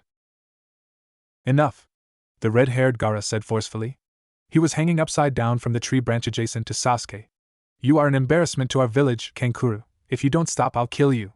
Turning towards his female teammate, he spoke equally as coldly. Temari, why didn't you stop him? You two were not to make any kind of trouble. Sorry, Gaara, I lost him for a moment, and didn't find him until just a moment ago. The blonde kunoichi replied, shaking. Gaara turned towards the Konoha shinobi. He glanced at Sasuke first. The black-haired boy was able to hold off Kankuro with some rocks, but he was holding back. He is strong, but the blonde he glanced turned towards Naruto and Konohamaru, who was hiding behind the blonde and black-haired boy. I have no idea how he did that move with the kunai replacement, perhaps? No, it was too fast for that. Not even Baki could do a kawarimi that fast. He is just as strong as the black-haired boy, if not stronger. Something tells me I should be weary of those two. He suddenly disappeared in a swirl of sand before reappearing in front of his teammates. He was wearing a black short-sleeved shirt and dark brown pants, and had a large gourd strapped to his back. He also had dark black rings around his green eyes, or light blue eyes, a light bluish-greenish color anyways. It was some one of those colors that fights would start about. I'm sorry for my teammate's behavior, he said and began to walk off. Wait! Naruto yelled after the redhead. What's your name? The shortest Suna genin turned and stared at Naruto. He didn't flinch as Sasuke jumped down from his tree perch and landed next to his brother. Gaara. Sabaka no Gaara. I am interested in your names as well, he calmly stated. Uchiha Sasuke, Sasuke said, still feigning his coldness. Uzumaki Naruto. I look forward to seeing you in the upcoming Chunin exams, Uchiha Sasuke, Uzumaki Naruto. Gaara once more turned away before disappearing in another swirl of sand. The boys just turned away after making sure Konohamaru was okay, and began to chat idly. So Sasuke started Chunin exams, eh? Think Kakashi-sensei will nominate us? Naruto asked.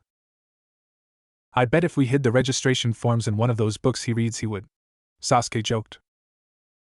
Indeed, Kakashi did nominate Team 7 for the Chunin exams, which were being held tomorrow. This was a point of annoyance for all members of the Genin team, since they would have little time to prepare for the exams. Just fill out those registration forms and turn them into room 301 by 3 p.m. tomorrow. With that, the lazy/perverted Jounin disappeared in a poof of smoke, leaving the three Genin in an anxious mood. Dinner that night was short and subdued. Both boys were muttering about late senseis not giving them enough time to get ready for stuff. Okay, what's this about Kakashi? Anko asked. Oh, that baka of a sensei didn't tell us about the Chunin exams until today, and then he says if we want to participate we have to fill out these forms and have them for tomorrow, Sasuke complained, as he packed extra clothes into a backpack. Yeah, and if it wasn't for Gaara we wouldn't even have known about the exams until today, Naruto added. Who is Gaara? The name seemed familiar to Anko, but she couldn't place it. Oh, his name is Sabaka no Gaara. We met him the other day. Konohamaru had trouble with some Suna shinobi and Gaara scared the guy who was bothering us, Naruto explained. Then it struck Anko. Sabaka no Gaara, the Kazekage's youngest son, the vessel for Suna no Shikaku. He was the demon vessel known among the ranks of foreign shinobi as being bloodthirsty and insane. If he met Naruto and Sasuke he was here for the Chunin exams. That wouldn't be good if he fought with Naruto. Eventually the boys' demons would express themselves and who knew if the village would survive the fight? Ka-san, is something wrong? Sasuke asked, seeing the panicked expression on his mom's face. Boys, Sabaka no Gaara he's like Naruto, he had a demon sealed inside him at birth also, but something is wrong with him, he's done higher rank missions than most Chunin, without a scratch on him. Sasuke and Naruto were frozen in understanding. So there was someone else like Naruto. That struck Naruto very hard. Someone had lived through what he had gone through, and if it was half as bad as what happened to him, then that was unacceptable. I'm going for a walk, Naruto said, his voice sounded dead as he exited through the door. Gaara was sitting on the roof of a random building staring at the moon. It was only a quarter full, but already he was dreading the full moon. The voice always got unbearable on those nights. He suddenly felt a presence behind him, and without turning his head, ordered the sand he controlled to crush the intruder. Suetun, Sujin Hiki. A voice spoke softly, and Gaara could feel the sand halt upon contact with the water barrier. He applied more force to the attack, but still his sand couldn't contract around the barrier. He turned his head and to his utter amazement, found a solid ball of ice surrounded by his sand. "Who are you?" he demanded of the shadowy figure in the ice sphere. The ice melted and a small hole appeared around a familiar face. "I didn't mean to intrude, I come here to look at the sky sometimes," Naruto responded. Gaara didn't say anything. Despite the voice calling for the blood of the boy, Gaara didn't attack. He had orders to wait until the Chunin exams. He simply withdrew his sand and returned his gaze to the moon. He felt Uzumaki sit next to him, a few meters away, and stare into the sky. After a few minutes, Naruto broke the silence. "You stare at the moon a lot. Could you tell me why?" Gaara didn't say anything. The boy with odd hair was quickly wearing out his welcome. Kill him later. He stood to leave and turned his back to the boy when he heard the boy again. "It's because it seems so alone, isn't it?" Gaara froze. "I thought so. You know, I used to feel the same thing. Until I was almost 8, I lived on my own. I assume that you've heard of the Kyuubi attack, so that in itself is nothing unusual, but while many orphans of the attack were adopted, or lived in orphanages, I was different. When I was 5, the orphanage I was living in kicked me out. Told me that I wasn't wanted by anyone and that if I knew what was good, I'd go and kill myself and save the village the trouble. Since I couldn't enter the academy until I was 7, I lived off an allowance that the Hokage gave me. But the looks that followed me, I got those for as long as I can remember. The looks of disgust, the looks of hatred, I got so many of them, that I would hide in my shabby apartment for weeks at a time, not leaving until I had to buy food. It's hell, isn't it? Not being loved. Not being acknowledged. That's a pain no one should live through." Gaara's eyes widened, as a boy he had never known described his life to A.T. "Then I met Ka-san, and Sasuke, and Kakashi-sensei. They saved me from that pain. They made my life worth living. I don't know how bad you had it in Suna, but from your appearance and reputation, I can guess it's been worse than mine." Gaara turned to look at the boy, who was still staring at the cloudy sky. "I'm a monster, you wouldn't understand. I can survive on my own. I live to prove my existence." "What makes you so sure?" Naruto asked, still staring at the sky. Gaara simply continued to glare at Naruto. Naruto sighed. "Look, I know the history of Shikaku. The Ichibi, one-tailed, was imprisoned inside a tea kettle and then inside of 2 others and then you. You don't believe that I can know the pain you've lived through. So I'll ask you this: how strong a tea kettle would you need for Kyuubi?" Gaara was in shock. Beside him sat the vessel for the Kyuubi no Yoko. The strongest demon to roam the earth was imprisoned inside a boy his age. "I may have the strongest demon in existence sealed inside of me, but even I can't live by my own. Not like I was. I don't know what the sky looks like in Suna, but I've heard of sandstorms that block out the sun, so I'll assume you don't get a good look. Look at the sky sometime, not even the moon is ever alone." Gaara stared up as the clouds, which were obscuring the heavens, parted. There was the moon, as big and bright as ever, but in the background were thousands, millions, perhaps billions of twinkling stars, shining compassion and friendship to the lonely moon. "There is no need for you to be alone, Gaara.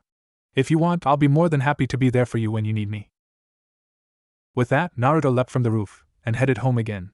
Gaara simply stood exactly where he was for a while, before sitting down and thinking about the boy who knew his pain so well. The next day, Team 7 headed towards the academy, room 301. They entered a hallway and saw a bunch of teams mulling about, since 2 genin were blocking the door to room 301. "You aren't fit to become Chunin," one said. "Yeah, we've seen people quite as ninjas because of the Chunin exam. Go home while you can, people die in this exam," the other ordered. A boy in an atrocious green spandex suit with black hair and a bowl cut was pleading with the 2 genin. A kunoichi with her chestnut brown hair up in 2 buns was pleading with the green-clad boy. Team 7 assumed they were on the same team. Then where was their 3rd member? Sasuke then spotted his rival, Hyuga Neji, leaning against a wall, arms crossed and eyes closed. Team 7 walked past, but Neji opened his eyes and spoke before they got too far. "Uchiha." Sasuke replied in kind. "Hyuga." "Uchiha." "Hyuga." "Uchi." "Okay, already. You know each other's last names." "God, that was annoying," the girl yelled at the competing genius ninja. Neji and Sasuke simply turned their backs to each other and folded their arms against their chest. "HN." They both grunted in unison, creating another staring contest. Yep, it was a tester one fest fit for a high school locker room. "You might as well take down the crappy genjutsu you have up." The rookie geniuses were once more speaking in unison, trying to constantly outdo each other. More glares ensued. So, you figured it out. Well, seeing isn't enough, one of the genin said before charging the two teams, only to be stopped by the green boy. Lee, the kunoichi said, belittling her teammate, I thought it was your idea not to show off our strength. The boy sheepishly bowed. Gomen, Tenten, I forgot. The two teams walked towards room 301. The two captains were still glaring at each other, while Tenten and Naruto were cracking up at the two geniuses acting like small kids. As they approached the room, they found Kakashi and a future version of Lee waiting for them. Aha! I told you my youthful team wouldn't show up after your team, my eternal rival. The future Lee bellowed at Kakashi. I'm sorry, Guy, did you say something? Guy began to cry. Darn you and your hip attitude. Well, it's a good thing you're all here. The test is optional, but can only be taken in teams of 3, so if someone hadn't come then their entire team would be unable to participate. Kakashi explained. The two teams entered the door to uncertainty. Team 7 entered the waiting room for the Chunin exams, where they were greeted by a loud shout from Inuzuka Kiba. Finally! About time you guys showed up, the brash boy yelled. Sasuke was still locked in a staring contest with Neji, so it fell to Naruto to answer the call. Yeah, whatever, dog boy, we had a little run-in with a couple of egos. Upon seeing the questioning look of the Inuzuka, Naruto pointed over his shoulder at Sasuke and Neji, who were still locked in an ocular war. TCH. So troublesome, I figured at least one of our teams wouldn't be nominated. The forever lazy voice of Shikamaru drifted towards Naruto. Hey, Shikamaru! Naruto replied to his friend, noticing Chuji was following the lazy boy. How you been? I haven't seen you guys much since we started missions. D-rank missions are too troublesome, was the only reply given. Around this point the remaining members of Teams 8 and 10 met up with the members of Team 7, Team Guy, and Team Overinflated Ego Sasuke and Neji.